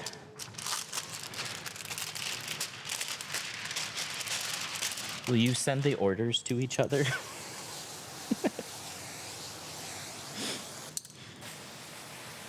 But it was funny because it's like we know one got swapped. Like he opened it up. He's like, "Hey, it looks like I got order blah blah blah blah blah, and my order number was this, so the stuff is completely different." Apologize, my English is bad. No worries. Thank you so much for just actually watching the stream and being here, because that is like. That helps us a bunch with just getting this sorted very quickly. We'll get your order sent out, but she's gonna email you or has emailed you. If you could, we'll give you a return label. If you could go out of your way a little bit and just drop it off with the label, we would greatly appreciate it. So then we can get the stuff back and make sure it gets to the right person. But we will 100% get your stuff out today.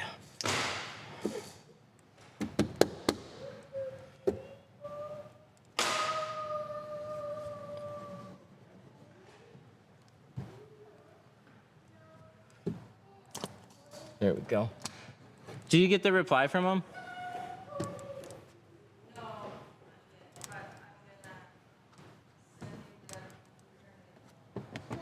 When I received the package, I answered the email. Then do some digging, because he said he messages back.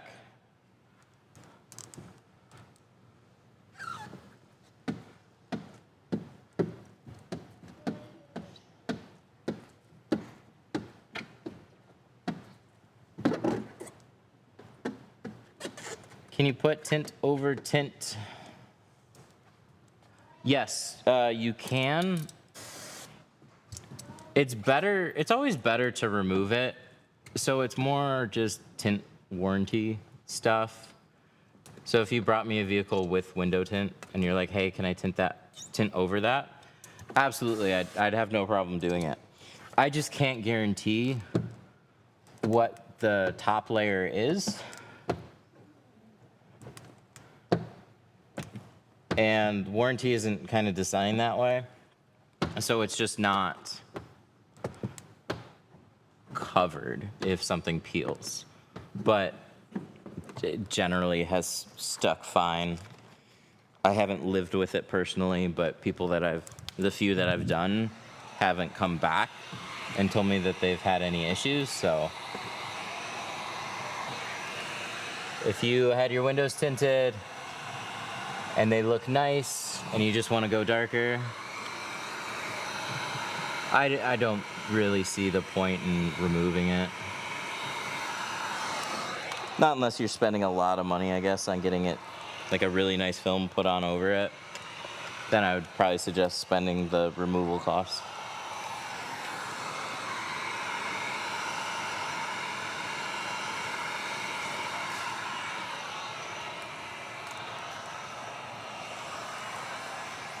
Why don't you film horizontally? Because platforms don't feature live streams horizontally. They all do verticals. So we gotta play with the systems.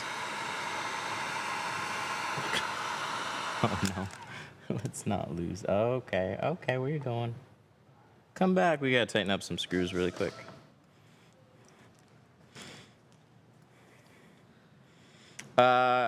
It has new leather. How much more difficult is that? It's a good question. We might have to just see it. Because, like, I'll show you. When we go to do this windshield, like, we're gonna put towels over the dash. But towels can still get damp. Water can soak through a little bit. And so a surface can get, like, lightly wet. And if that's a problem for the leather, it's just water can run from so many different angles just a little bit. So like the newer Range Rovers are just a complete pain in the butt because everything is so water prone to swelling. But the vast majority of cars have no issues. But that's the only issue would just be making sure that everything's protected. That's just time consuming and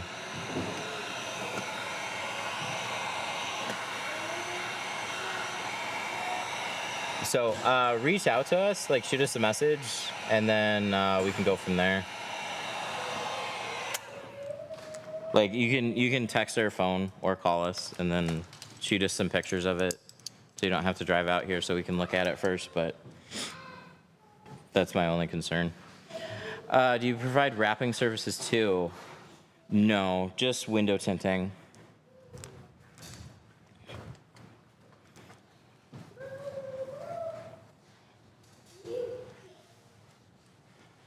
I'm not too worried about it. I'm willing to dump lots of money into it anyways. Okay, that's perfect. We like that. I'm not trying to make it sound like a big deal either. Just for people that are listening on stream, it's like if I get asked a question like that, I'll sometimes ramble a lot on all the possibilities. For the most part, interiors are pretty much a non-issue, but that doesn't mean that they're never an issue. So like trims like this are a really good example. Most things now are like a soft touch or hard plastics.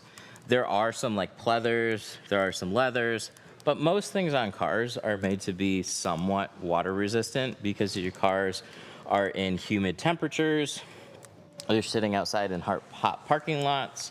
So it's like those cars are getting abused all the time. It's just they're not getting directly sprayed. So every once in a while we come into material where like water soaks into stitching and swells the underlying material. It's more uncommon, but it's not that it never happens. So we just wanna, those are like the grand possibilities on something bad that could happen. But other than that, that style Mustang, easy peasy, straightforward to tint. We've done a ton, I've done a ton of those types of Mustangs over the years. Are frameless windows easier? I have an easier time cutting frameless or frame doors, honestly. Frameless have their easy points, but I wouldn't just say they're easier. It really just depends.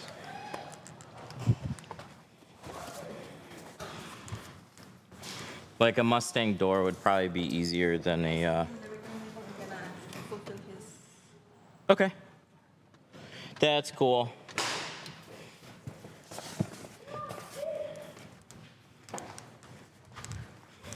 Do you know PPF? I have some videos on it. I've done PPF, but after taking a bit of a training class,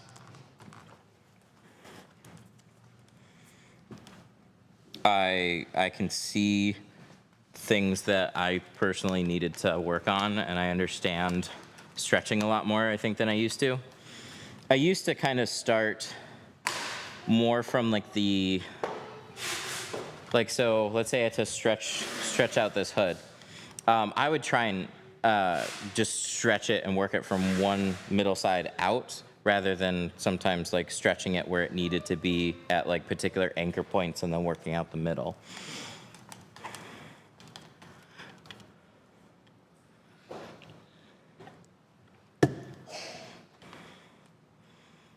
Is it possible to change the blue to black and keep the white stripes and painted logos? I'm just gonna do the windows. I don't do anything other than the tinting, unfortunately. Okay, one sec. I gotta check on something that is definitely done.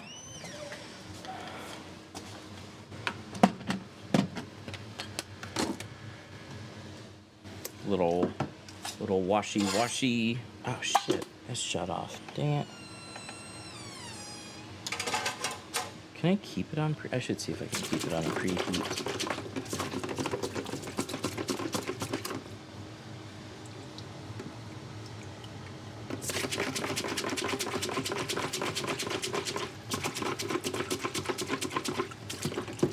Oh, is it possible? Maybe. Probably.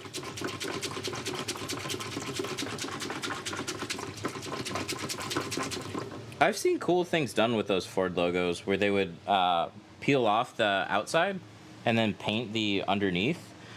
I think now you could probably just order the color that you want and swap it, unless it's got something more unique than just like the Ford logo.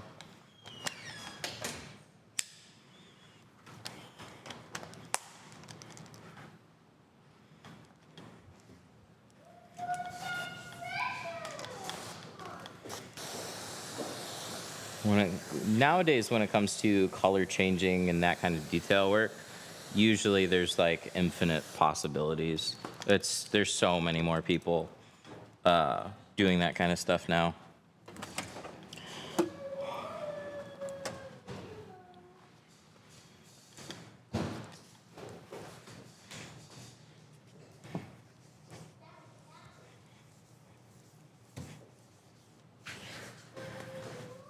All right, so we're getting ready to do the windshield here. We got a scrub pad. Squeegee this off. We're gonna check it over, see if there's any adhesive, stickers, things that need to be removed. Should be a pretty straightforward windshield.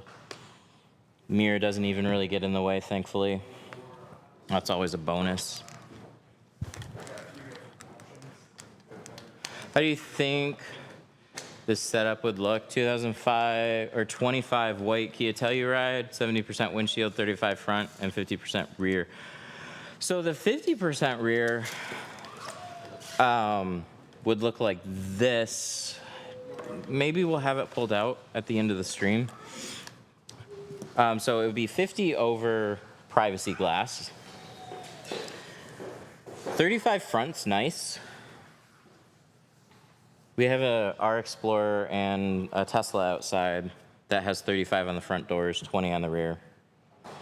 And then we personally do more 50. 70 on a windshield is to have basically a completely clear looking windshield. We've done quite a few lately. So it's really purely for heat at that percentage, which is totally fine. If you just want it for ceramic, you don't want to change the shade, 70 is definitely the way to go.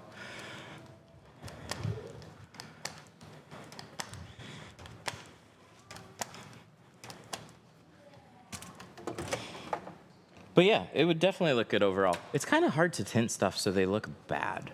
Like everybody's a little different. So there's people that just like, I want the front or I want it to just look super dark, right? So they're gonna look at 50 on the front doors, 50 on the windshield and go, it's just not dark enough.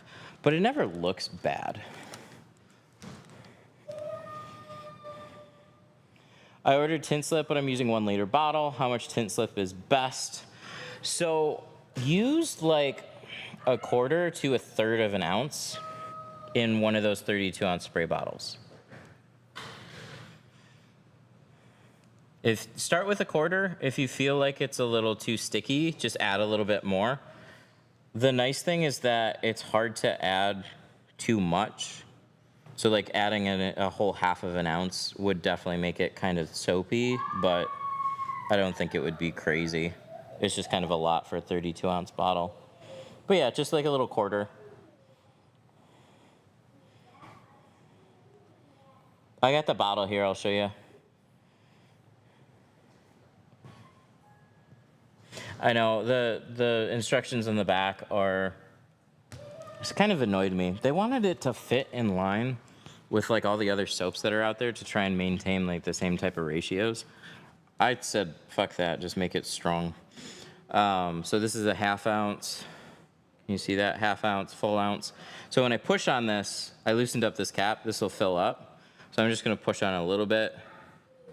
I would do about that much, or you could go basically up to here. So really you don't need much at all in a 32-ounce bottle. But if I push it all the way, that'll be an ounce.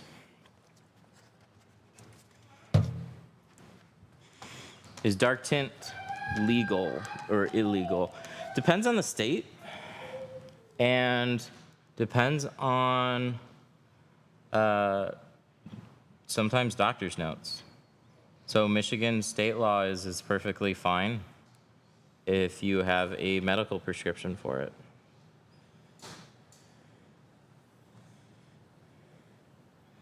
But every state's going to be different on that. That's why we see factory privacy glass on trucks and SUVs, and we don't see any factory privacy glass on cars. For whatever reason, across the country, it is not universally legal to have your rear windows tinted at least 20% on all vehicles. But for whatever reason, it's legal on the big vehicles. I don't know why. Can Malaysian buy your tools? We don't ship, we just ship to Canada. We don't ship internationally. I'm sorry. Sun Distributing, they'll ship internationally though. So a lot of the tools that we sell, you can still get. You're just gonna have to get it from a different tool supplier.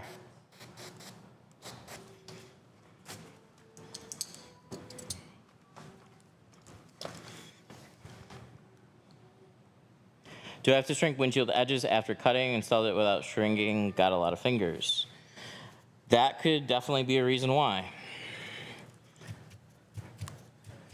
So some of it has to do with the adhesive. Some of it has to do with the way that you squeegee out the window. And some of it has to do with ensuring that the film was perfectly flat before you went to install it. So if you saw any ripples on the edges, those will pop up 100% on the inside.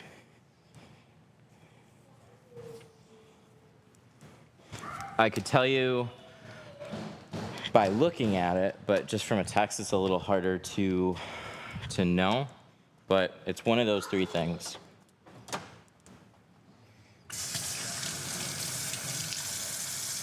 Okay, so while that is drying, wait a second.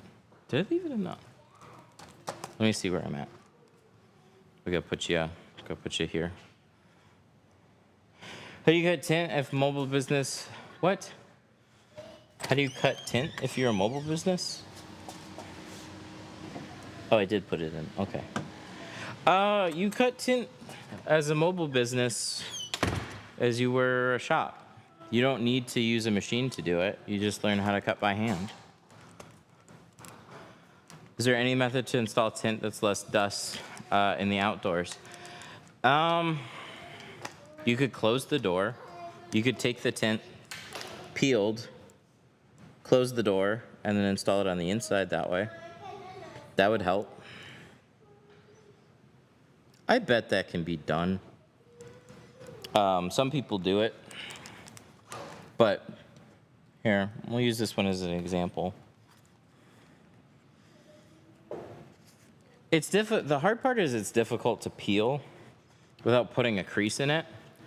But let's say I have my pattern peeled, I would hold it, get in the car, or figure out how to spray it in the car without getting everything wet, and I'd hold it, and then I could 100% install it, but it'd be kind of awkward.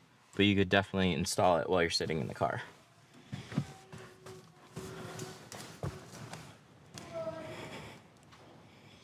Bottom loading? You know, I bet would work good. Pull the seals, air peel the whole thing, and then bottom load it while you're sitting in the car.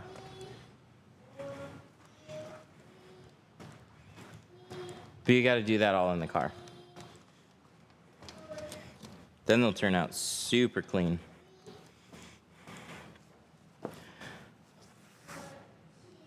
How much all around on a Chrysler 300? It would start at $299 for all the sides and the rear. We can go dark. We got as dark as a 2%.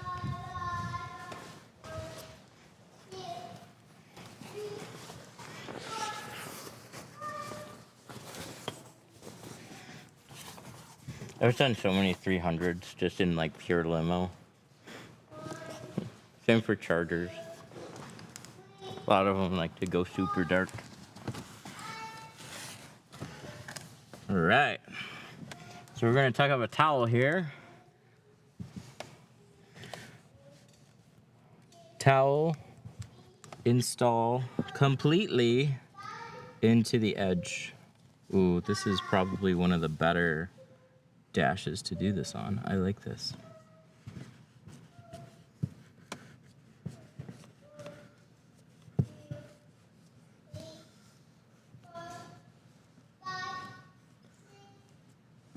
So if you want towels to really do their job, tuck them all the way up into the dash because water's going to drip down. So part of it covers it from just overspray. But the more important thing is making sure that water doesn't run down. Why do tint sharps charge $600 then leave watermarks all over the doors?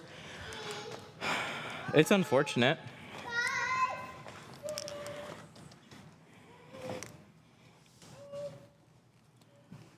So they should do a better job of wiping down panels, but it can be a few things.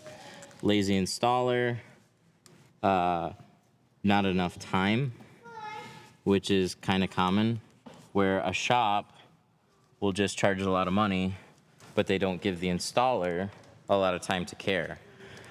Truthfully though, most door panels can get wet, and those streaks, although annoying, they'll wipe off super easily. It's mild soap, take a rag, spray it, wipe the panel, it's gone. But that's, yeah, for $600, that's not your job. That's a shop's job to take care of.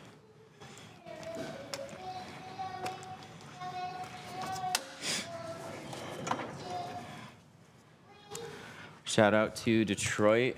I work in Plymouth. Oh, nice. Keep up the good work. Thank you. I appreciate that. Do you have to get the wax off the tint when reverse rolling? Oh, for the, no. It'll come off as you kind of squeegee and wipe off the window. You don't have to take it off beforehand.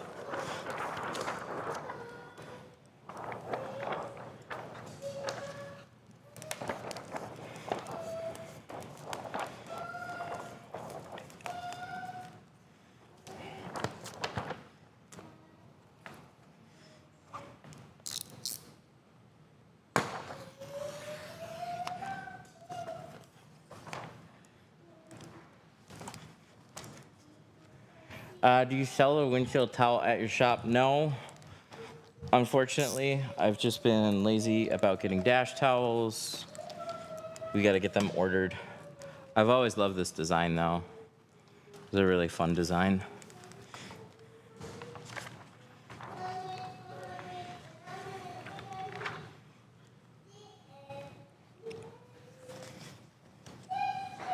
But we'll get our own. We'll get our own. We should have had them.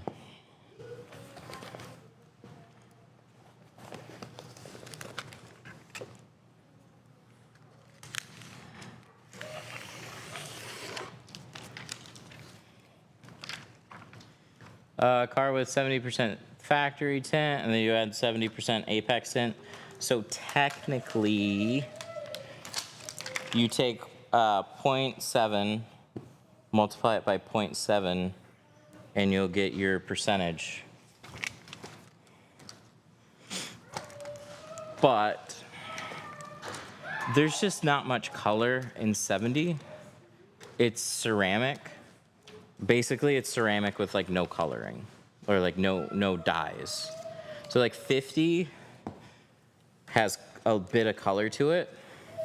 So it looks really light now. You pull this outside, especially with a little bit of like some clouds in the sky. 50 adds like a nice like illusion of privacy without really darkening up your windshield. It looks darker than you might think. But very easy to see out of, really nice shade. But with 70, they really don't add color to it. So even though it's technically a little bit darker, like it's darker than clear, 100%, it's darker than 70, the actual look on the windshield is like, it's hard to tell that there's anything on it.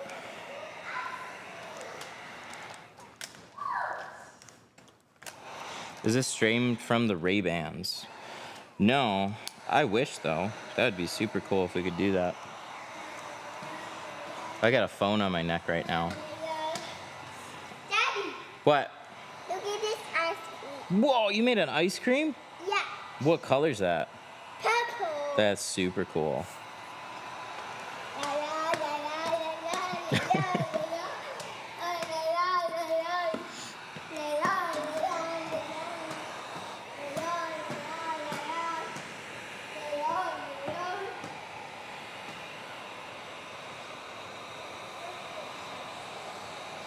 I got quoted 610 for Lumar CTX on a 25 Model 3 with a whole windshield and the full rear. Wow, that's cheaper than I would do for sure. How much to tint the driver and passenger windows on a new F-150? Front doors 150. C2 ceramic 200. And Apex 250.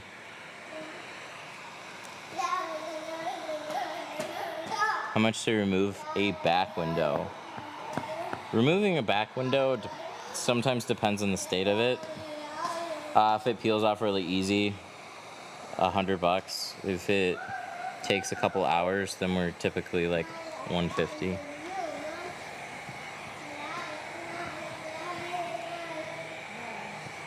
It's not really worth it, but it's generally what we charge.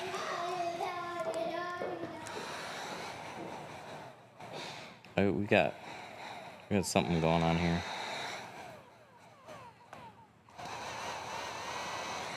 Let's grab a new one. I keep forgetting I need some heat guns. Oh, careful. How does 50 look on all the windows? We're about to find out soon once this is done. Can you bring him over there? Sorry, I know he likes to see himself on camera. There's too many things out right now.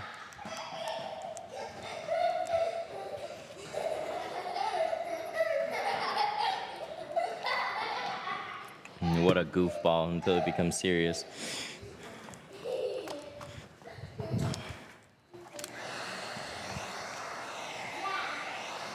Do you carry Expel? Nope. We have Geo Shield. What's the difference from Lumar? Quite a bit. They'll both be good options though. Go to Mama, please. My son does the same thing when I'm doing tint. Yeah. So he loved like jumping in the driver's seat on like ours, and it was very difficult to try and get him not to do that on somebody else's car. It's like, no, you can do that on ours, I don't care, but sorry, I know this is a new car, fun car, please don't do that.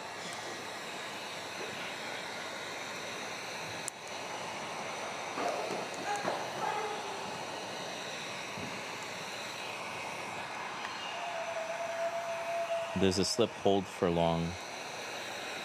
What does that mean? Explain.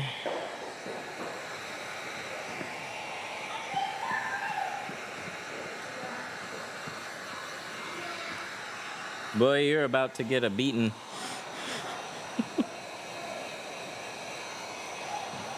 Cut the stream. See, yeah, he's in goofball mode. Everything's a game. Luke! Stop. Thank you. It's been a long week for him. He's been here all week.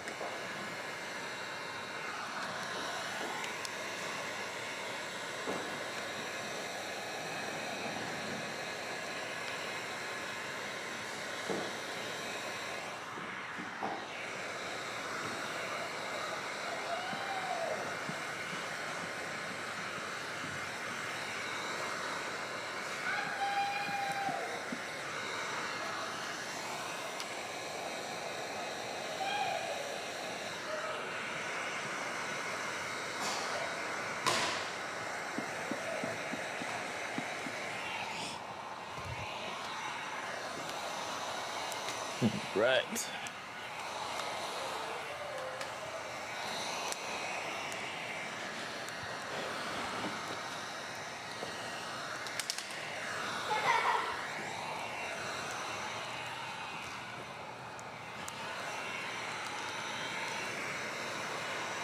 Used to have problems shrinking the corner of the windshield, and then I watched you. Nice.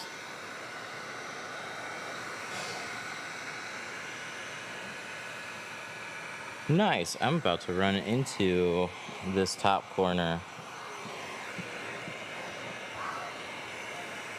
A lot of people try to just press out the air, and then that causes the finger at the top to pinch together. You always want to try and stretch out the corner. I'll try and show that. So, like, that's really what we're always doing with the card. It's like people see just ripples on the window, a heat gun, and then they see us like smashing the film down. Honestly, all we're doing is trying to stretch it forward. And you can tack it and stretch it forward with a card. So the card tacks it, but you're just brushing the waves forward. And so it does a couple things. It helps organize the film, show you what needs to be shrunk next.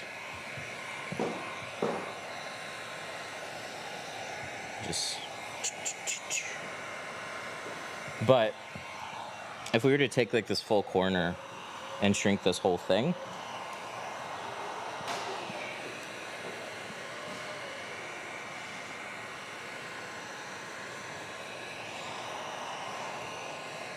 if we shrink out this whole section and then we were to like, if this was already, I guess, pre-shrunk to fit the windshield, the way that you would get it to lay flat is you'd pull it from the center and start pulling it up from the corners and then pull it straight out. And that would get it to lay flat. So these waves, these are all shrunk. This film, this needs to be shrunk more, otherwise it's just gonna burn and crease. So we take this card and we're just taking that shrunk area, we're just scooting it forward. But for these corners, what happens is that they wanna pinch inwards. There's a lot of curve right in here. So you start taking it early on, lift the side again, brush out a little of that wave, flatten out your corner again, and then continue to shrink. And you just do that a few times, and then this corner is going to get smaller and smaller. But some people will take the slack and then they'll try and push it back up inwards, and that you don't want to do that. You always want to try and think of moving this corner like out the edge to the side. So you can't shrink the side, but you flatten it out, put some heat on it, then it starts to settle down. Then you take this slack and then you brush it kind of out the edge, and then progressively gets that to lay flatter and flatter.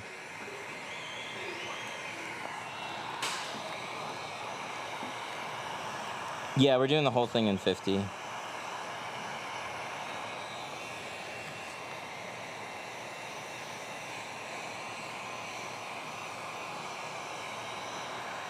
How much does a protective film on a windshield usually cost?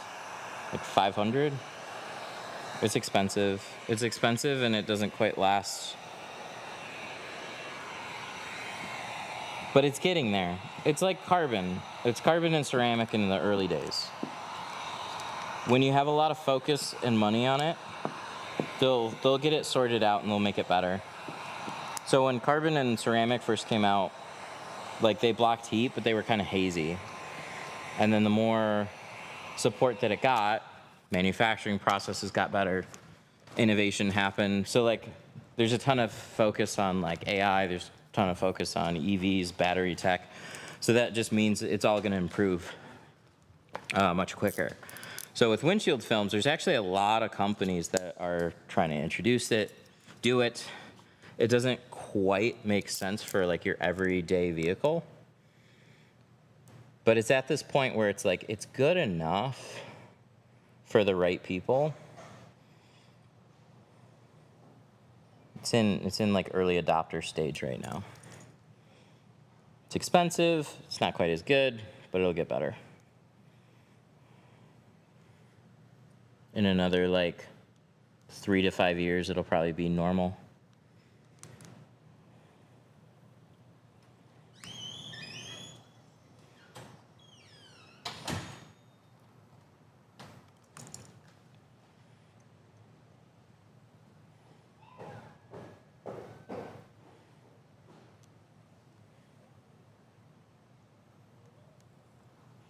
Are SunTek films any good? Yeah, they're good. I never see what the appeal of SunTek is over Lumar. If you're gonna pay for one of those companies' films, I'd just get Lumar. But I haven't looked at a pricing sheet in a long time, so it's probably something to do with that.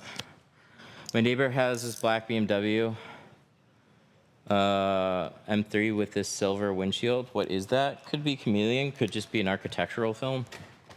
I'm not sure. Hang on, I'm gonna grab something quick. Hi.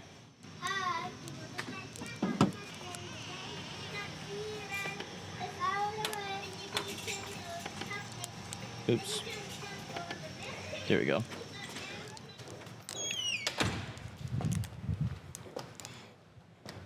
try something. Just want to see if this fits. Ooh, that was nice.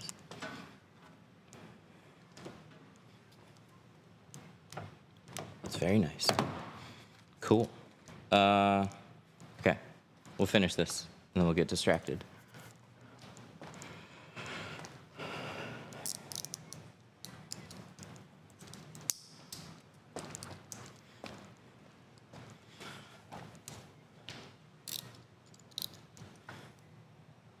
Working hard or hardly working?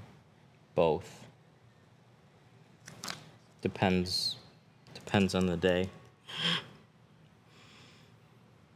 We just got a bunch of shipments in and getting cars done at the same time. Why do you bulk the windshield when you have a plotter? I've always been iffy on plotted patterns for windshields. And it's just the worst of everything. It's so much film to try, and there's been plenty of times that they just haven't quite lined up right, and they'll be off by a little bit. But a slight gap means the whole thing is just not good enough.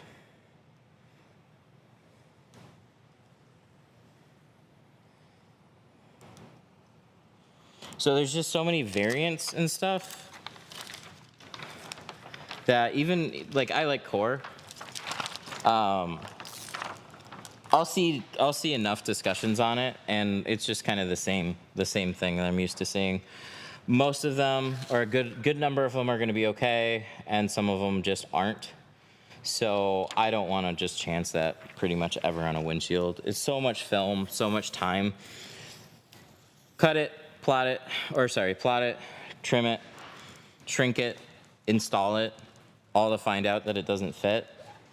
No.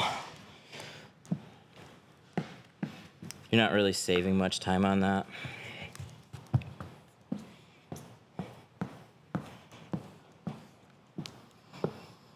What do you think would be better, XR Plus or SunTek Evolve?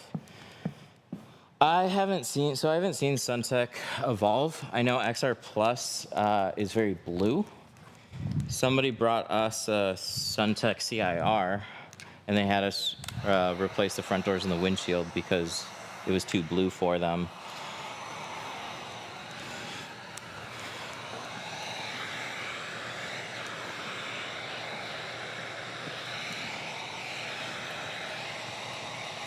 But I don't know enough about Evolve.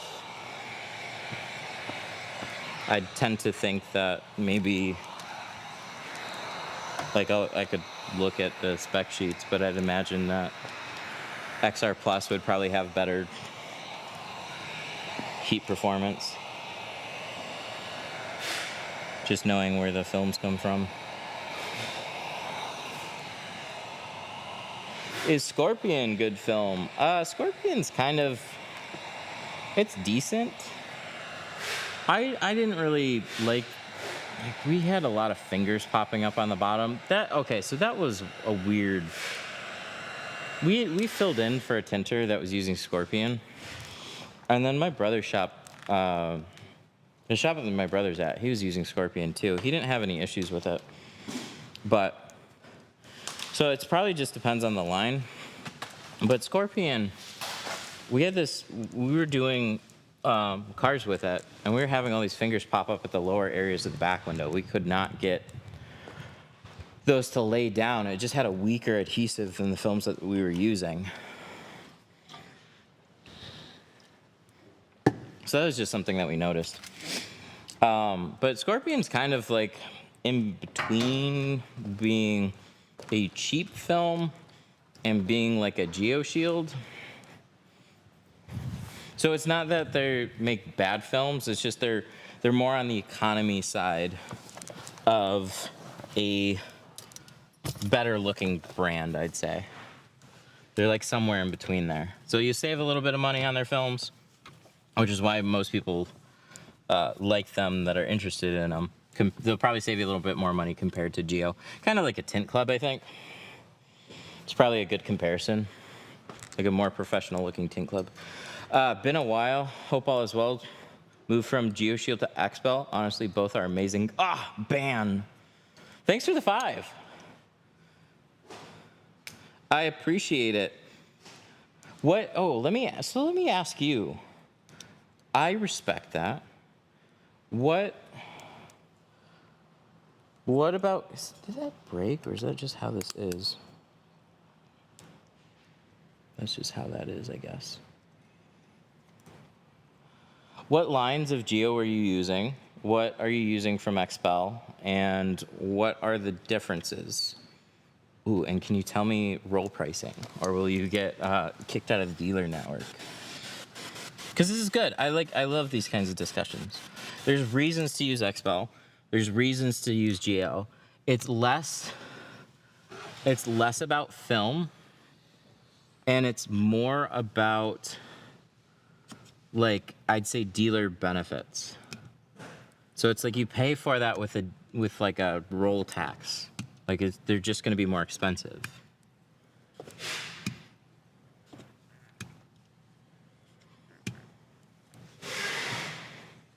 But their programs and advantages and overall brand should make it worth it. Like that's the whole point.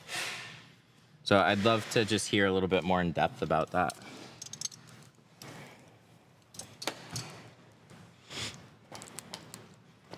Have you tried Tintex? Yes, definitely.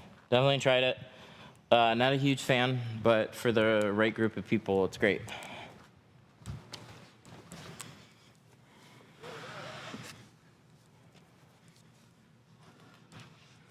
What do you think of Stack? I need to figure out Stack.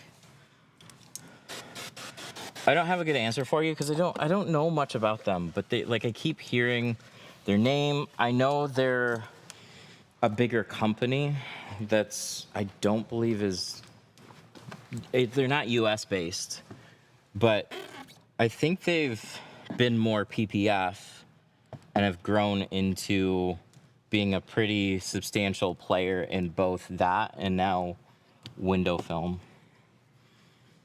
But I couldn't tell you anything about them.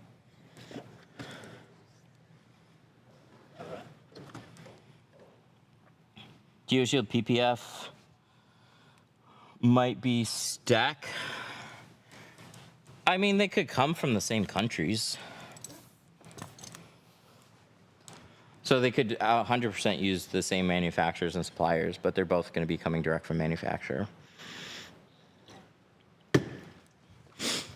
I mean, same thing with look up Expel's imports. They come from India. They're Guwari. At least on the, not on the PPF front, but on the window film.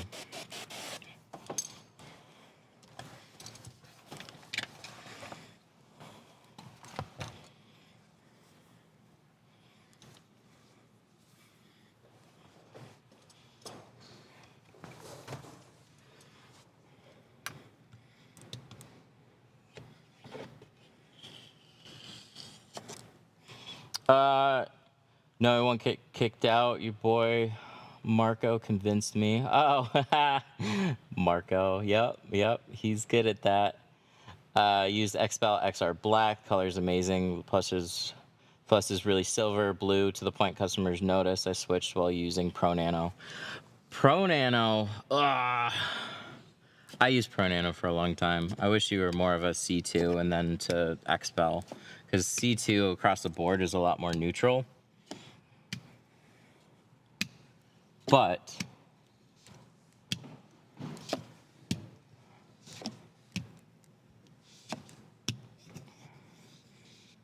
pricing. I don't need exact pricing. But if you could, so like a 36 by 100 roll of Pro Nano is going to be in like the $400 range. A comparable roll of Expel, I just want to know how that compares. So you'd be looking at XR. And then Apex would be more in line with XR Plus.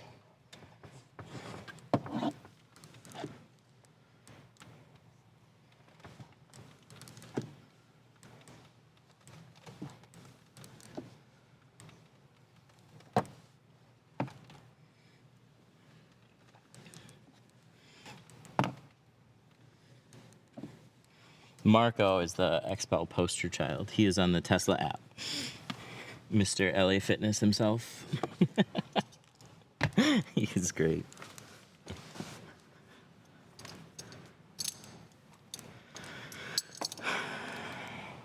Why don't automakers make their windows pre-tinted from the factory? They do. They're just not legally allowed to make them to any shade because there's legal restrictions. So they make something that is legal in every state so it can be sold across the country.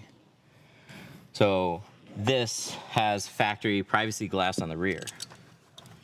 I'm gonna do this one more time. It's got factory privacy glass, which is cool, but it only gets so dark. It's generally around the 20% range is what you're gonna see from a new Toyota SUV that had like factory frosted windows that were dimmable basically. There were a few vehicles that did it with just black. The tech is out there. It just doesn't really make sense. It's like, what is gonna get me to buy a vehicle? That's what they're dumping money into, and windows being significantly more expensive and changing shade isn't really necessarily like a big thing. Why is my screen green? Only on the tubes. Goofy problem. Hang on. I'm sorry. I like hardly look at it, and then every once in a while I do, and then it just looks, it's just frozen. Okay, we back. And hang on. There we go, we back. Cool. I thought my Wi-Fi took a poop. It's a weird problem. So it happened once today. I don't know why it happens. It just does happen sometimes. One of these days we'll have it completely fixed. Seems to be the only problem though. Everything else works well. It doesn't hiccup, doesn't stutter, audio's good, connection is good. You think you solve for everything and then that happens. You're like, come on. Streaming issues, there's always something.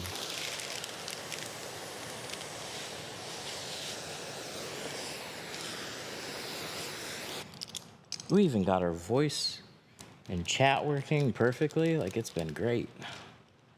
Voice is nice, easy to listen to.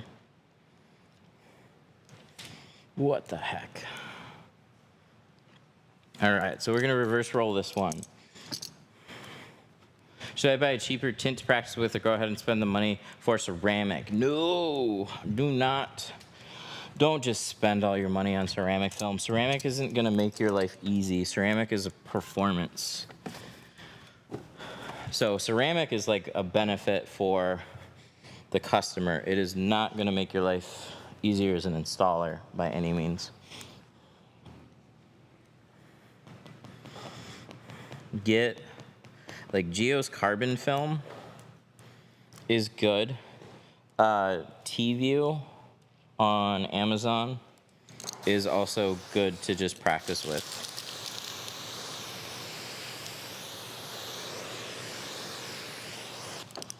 But definitely save money when you're practicing. Just try and steer clear of the really cheap carbon films is all. They sound appealing. A lot of people get them, but they're not very shrinking friendly. So if you're practicing door windows, it's fine. Practicing door window installs, it's fine. Practicing windshields and back window installs, it's fine. Up till when you have to shrink it. They just kind of suck to shrink.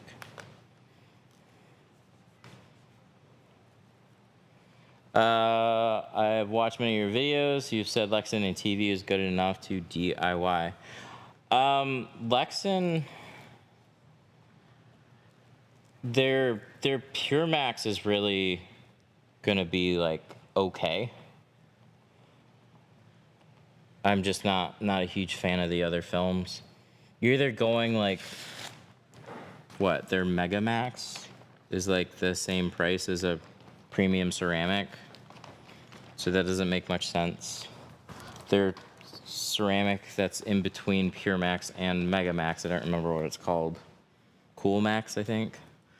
At least was like super hazy. I don't know if it's gotten better, but when I saw it, it was super ridiculously hazy for what it was.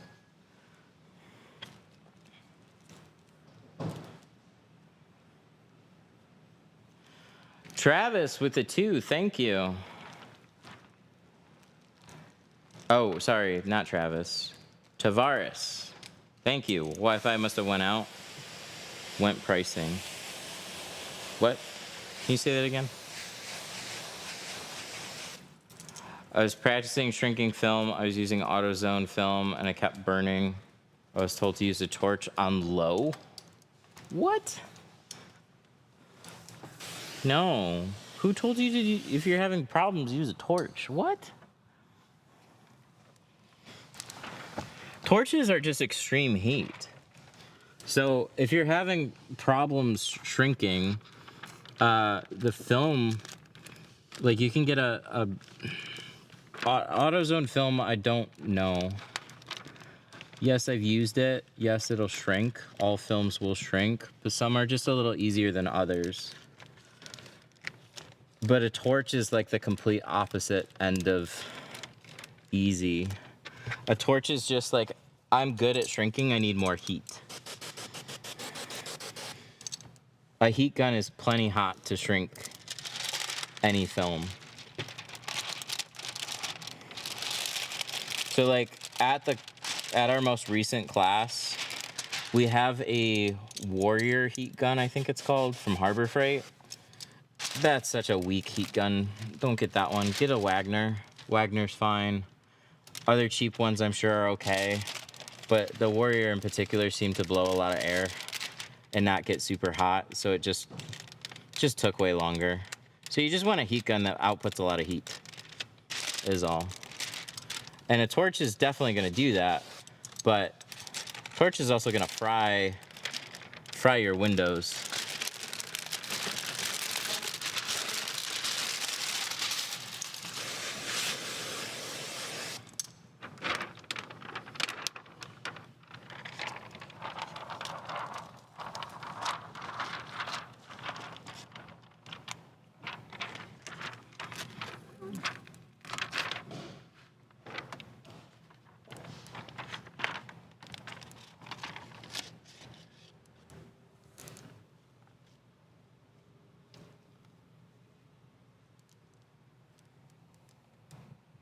Line that up.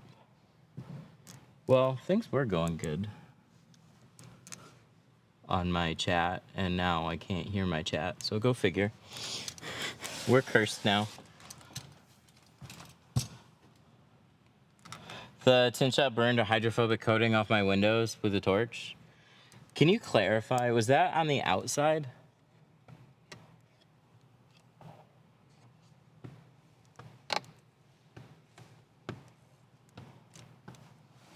Ooh, I need a thing. Hang on. That squeegee's good. But we got something better. This thing. Outside. I blame TikTok a little bit for it. I don't see any reason to use a torch on the outside of the window. So if you're shrinking tint, taking a torch to it would have nothing to do with the coating. But yeah, if you're just trying to torch the window, dry it out faster, yeah, you're basically taking away any hydrophobicness to the glass. And so there's people that are using it just in videos and just like post heating the window with it. It's not necessary, and that's what it does. You're gonna see those torch marks in the window.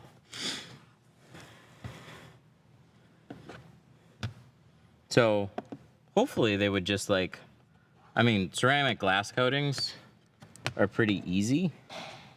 So I would hope that they have one. We have like a Geo glass coating that we could apply. But Yep, that's definitely a thing.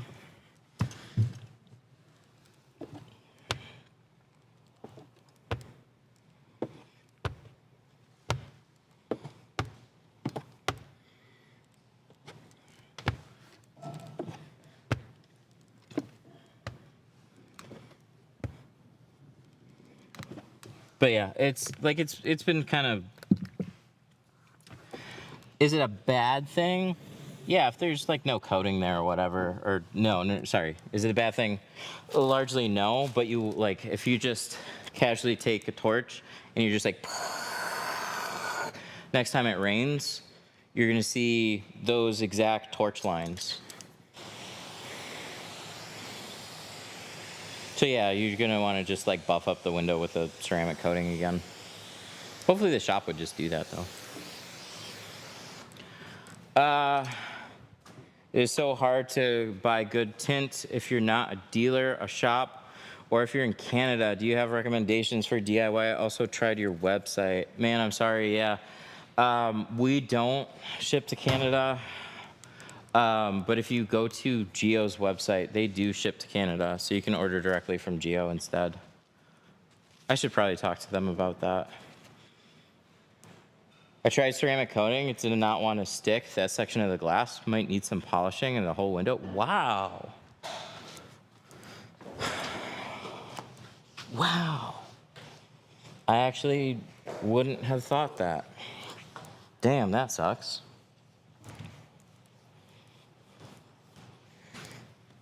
So what is a torch doing?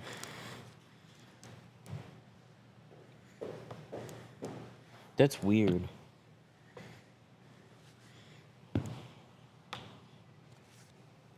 So like we'll use it on the interior, but we're applying tint. So like it just helps the tint slide a little better into place, and then now this is the surface layer, right? So there's no ill effects from that. It's cleaner, it's quick. But yeah, doing it on the outside, I wouldn't have thought that it would literally take away the coating and not let you apply another one. That's weird. What do you recommend charging for the front two windows? So we've been anywhere from like 100 to like 150 starting, somewhere in that range. Somewhere in that range is generally good.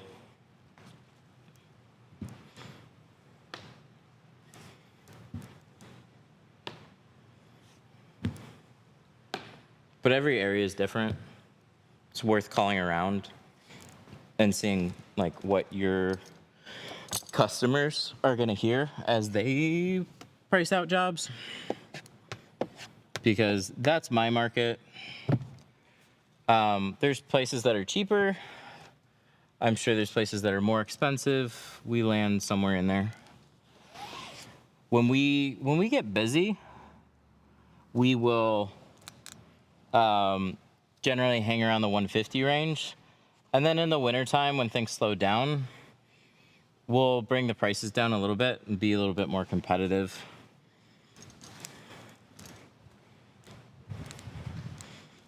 What would your go-to film for front windshield to keep the Texas heat out? Apex. Apex is a dual layer ceramic film. So this Pro Nano is a hell of a film. Apex is gonna block a little bit more heat. So it's, with these films, it's one layer of ceramic. With Apex, it's two.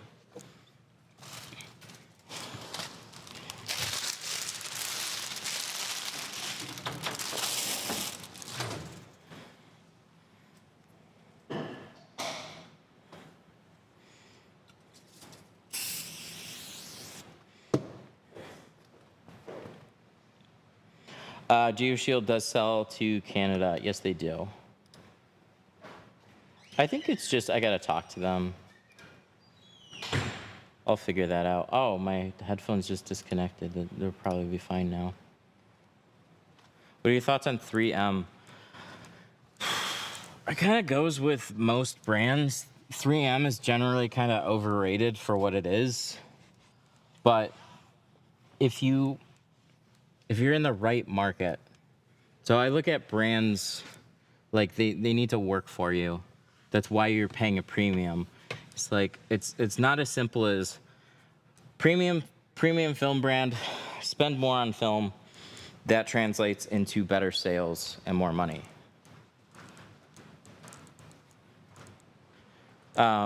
You need to convey that value to your clients, or the brand needs to convey that value to the clients. So I was in a shop in a less desirable area, and we had 3M available, and most people didn't care. Every once in a long while, we would have somebody come in and specifically request 3M. But for the most part, that wasn't the case. On the flat glass side of things, their name holds a lot more weight. They're a lot bigger in the flat glass area, and there's a lot more money involved too.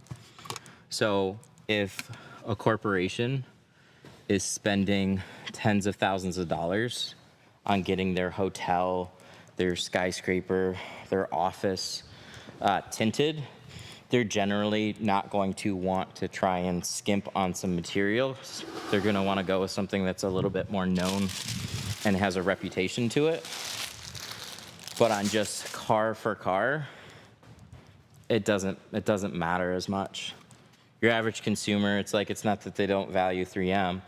It's just, okay, if I can get this one installed for $500, and then I can go to 3M and get crystalline, but it's going to cost me $1,200. Well, am I really going to get my money's worth out of that film? So those are the questions that your average consumer is going to ask. And so if you're just in an area that's not already installing kind of at that level, I don't really think the brand is going to do that much for you in the automotive space.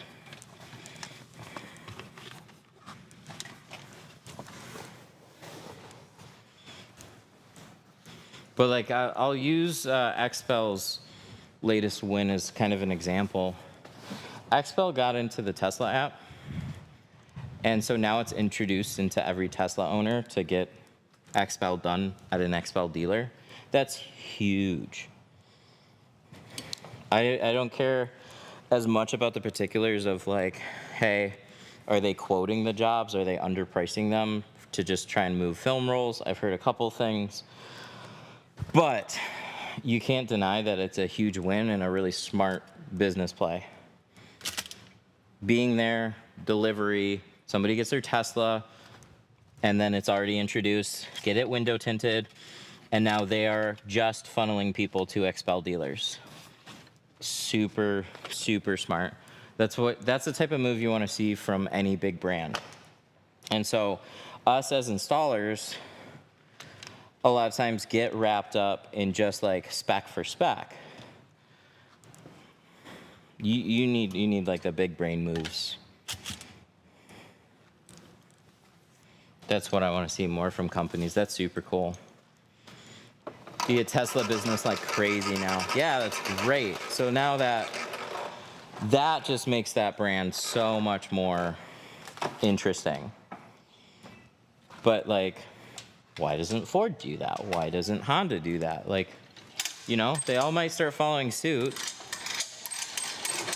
But it's also hard to deny, like, as Tesla, if I'm gonna refer my customers somewhere across the country and I gotta pick a dealer network, they focus super hard on being a uniform dealer network. So not all of them look the same, but they expect some type of like similar experience from all their dealers. And if I'm a big corporation and I'm selling cars to my customers, I don't want to send them to, no offense, somebody that's just tinting out of their garage versus a nice premium uniform place. So they might partner with like Lumar Formula One, But I don't think there's any other programs that are out there that specifically is trying to get that type of like uniformity. Not at that kind of like, people will bitch at them for being very strict about it, but it was a smart move. Good job. I'd love if we could talk more about, like, if more companies had that type of stuff to talk about. Instead of like, is this film good versus this film? Is this brand good versus this one?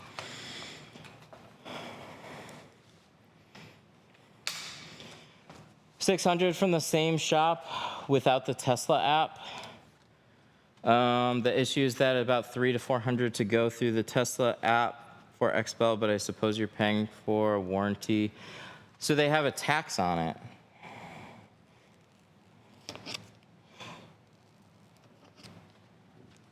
So let me read these messages. And issues that about $300 to $400 more to go through your Tesla app for XL, but I suppose you're paying for the warranty.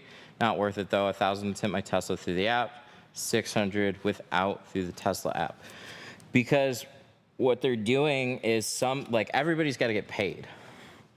The dealers, like Tesla is not doing that as a, sure. Tesla, 100%, it's a moneymaker for them. It wouldn't be in the app if they weren't making money off of it. So they need their cut. XPEL keeps dealers happy, but dealers need to be kept happy.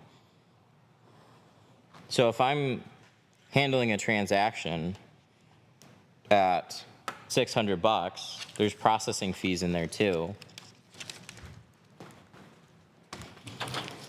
Like they're gonna need to get paid. Also, is it roped into just the Tesla deal? So like your lease agreement? Do they have it factored in that way, or is it you pay right away for it?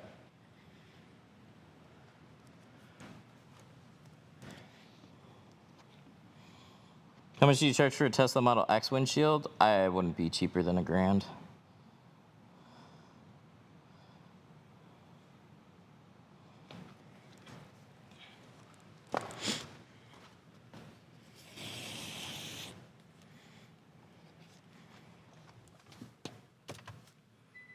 But that's cool. Oops. There we go. I saw a little air pocket in here that I can take care of. There it is.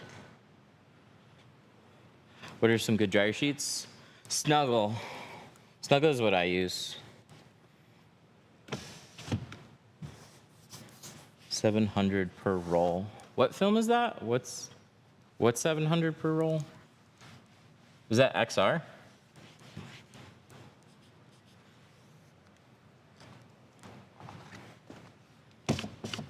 Oh, Tesla separates it, or if your glass breaks, Tesla tints it for free. See, that's so smart. Good for them.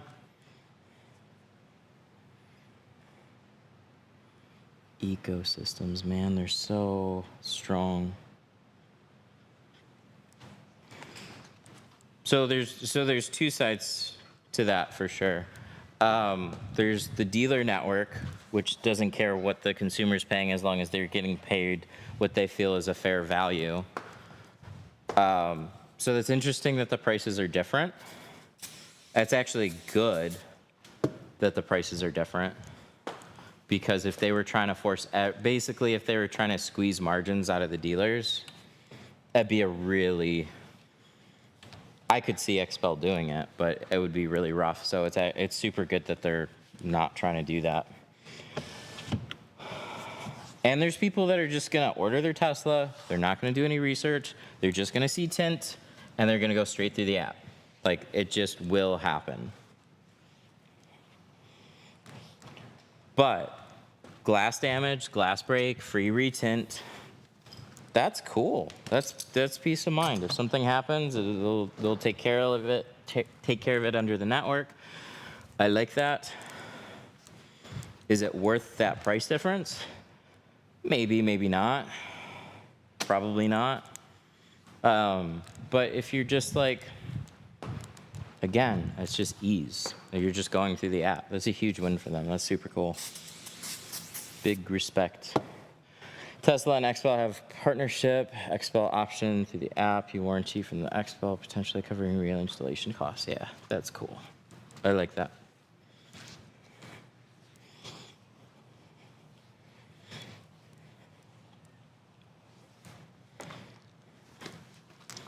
Do you have any tips on dialing in a Graphtec plotter?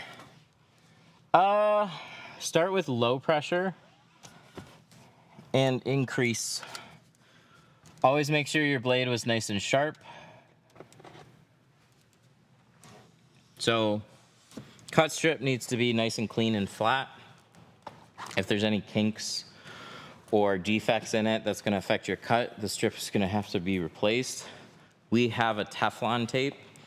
I put 2 layers of this stuff over it to help protect. And then the nice thing is that when I put an extra layer on it, it really flattens this out. So we have like a mild cut into our cut strip, but this basically makes that non-existent. So if we have an oopsie and it cuts through the film, which we still have oopsies, then we just replace that top strip. Super quick. We can replace it in like inside of a minute. Doesn't leave any adhesive behind. I don't know what would be worth the 400.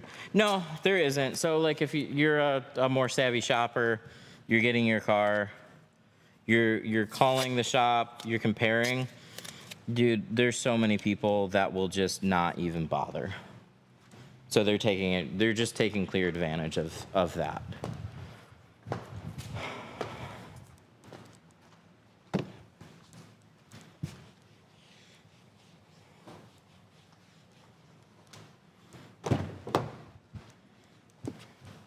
But I mean, that's a very, very attractive program. That's super cool.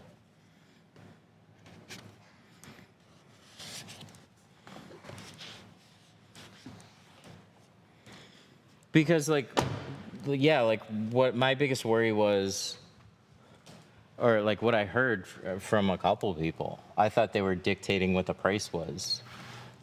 So like you just weren't making as much on a job that you would have sold. Like somebody said that they were doing them for like 600 Canadian when they would sell them for like 900. So as long as they're within a fair margin to like refer that client over to you, then you're getting work that you otherwise might not have gotten. And so that's part of a trade-off. So as long as they're fair on that, dude, that's a sick program. That's the big brain business that I like. Everybody talks about spec sheets and this brand over that brand. No, fuck that. Get in the Tesla app. That's cool.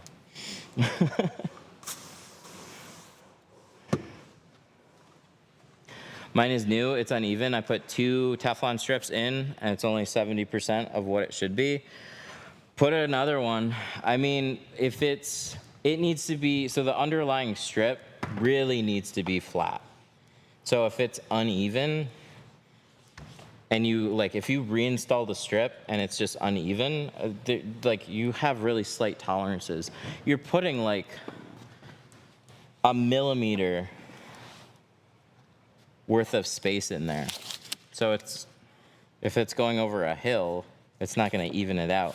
I have like a mild little cut in mine, so it's just flattening out the factory strip. But I don't ever want to have to reinstall the factory strip. It's just a pain in the butt. You gotta try and clean all the glue off, make sure it's like perfectly flat. It's really easy to have it a little bit uneven. So I just never wanted to replace it.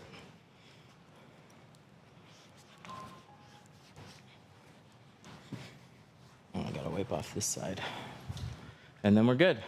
What would you prefer, dry shrink or water spray shrink a tint? In every single video, I'm doing dry shrinking.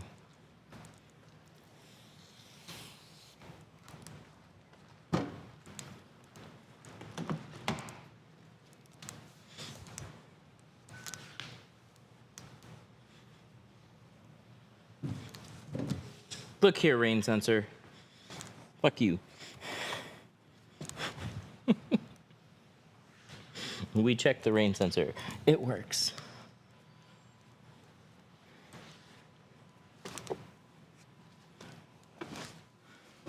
Best of luck. Thank you.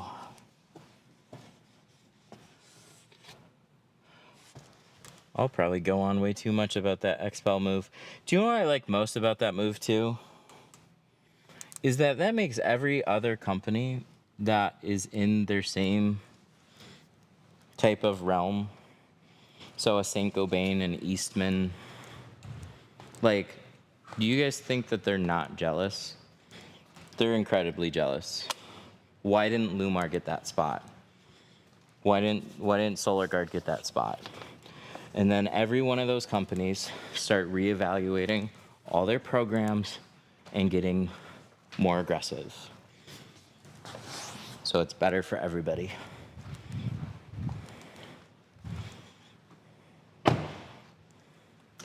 Cool.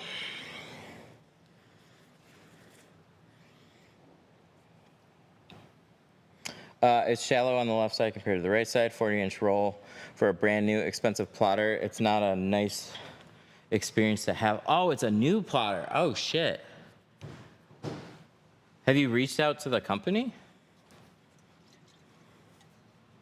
Mine is new and it's uneven. Oh, I'm sorry. I missed the new part.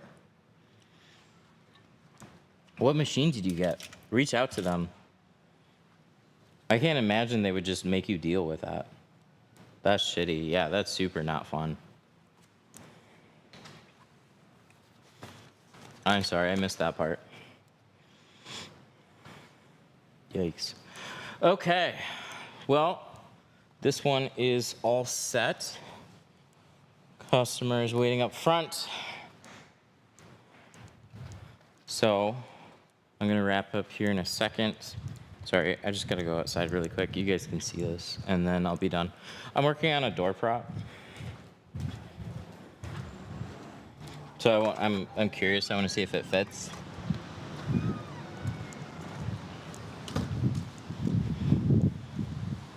This was it should fit in a Tesla, so I'm gonna go check that right after. But I want to see if this fits here. Oh, that's so cool! It did it.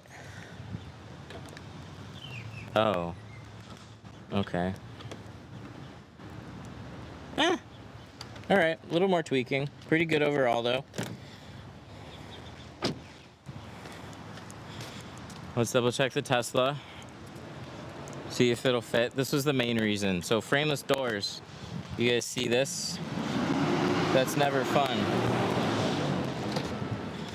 So my son did that. We had the door open, latched up, and then he closed it.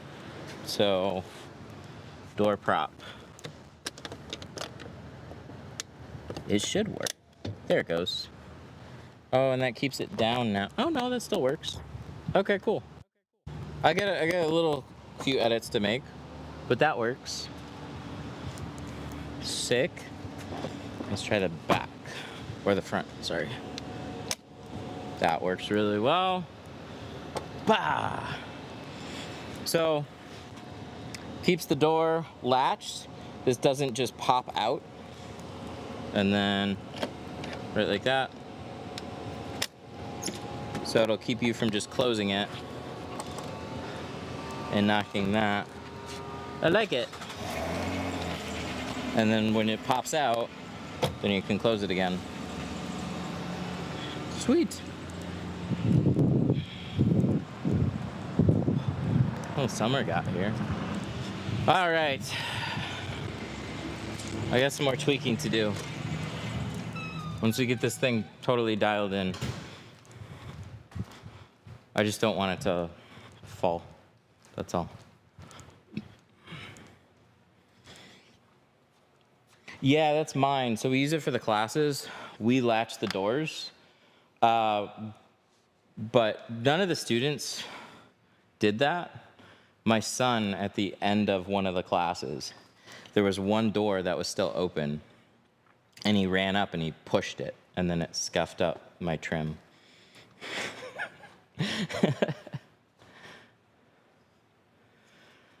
All right. Oh, phone died. Okay. Well, that's a good ending. Thank you guys for watching. The phone literally died right now. So I gotta hop off here. Y'all have a good one. Bye.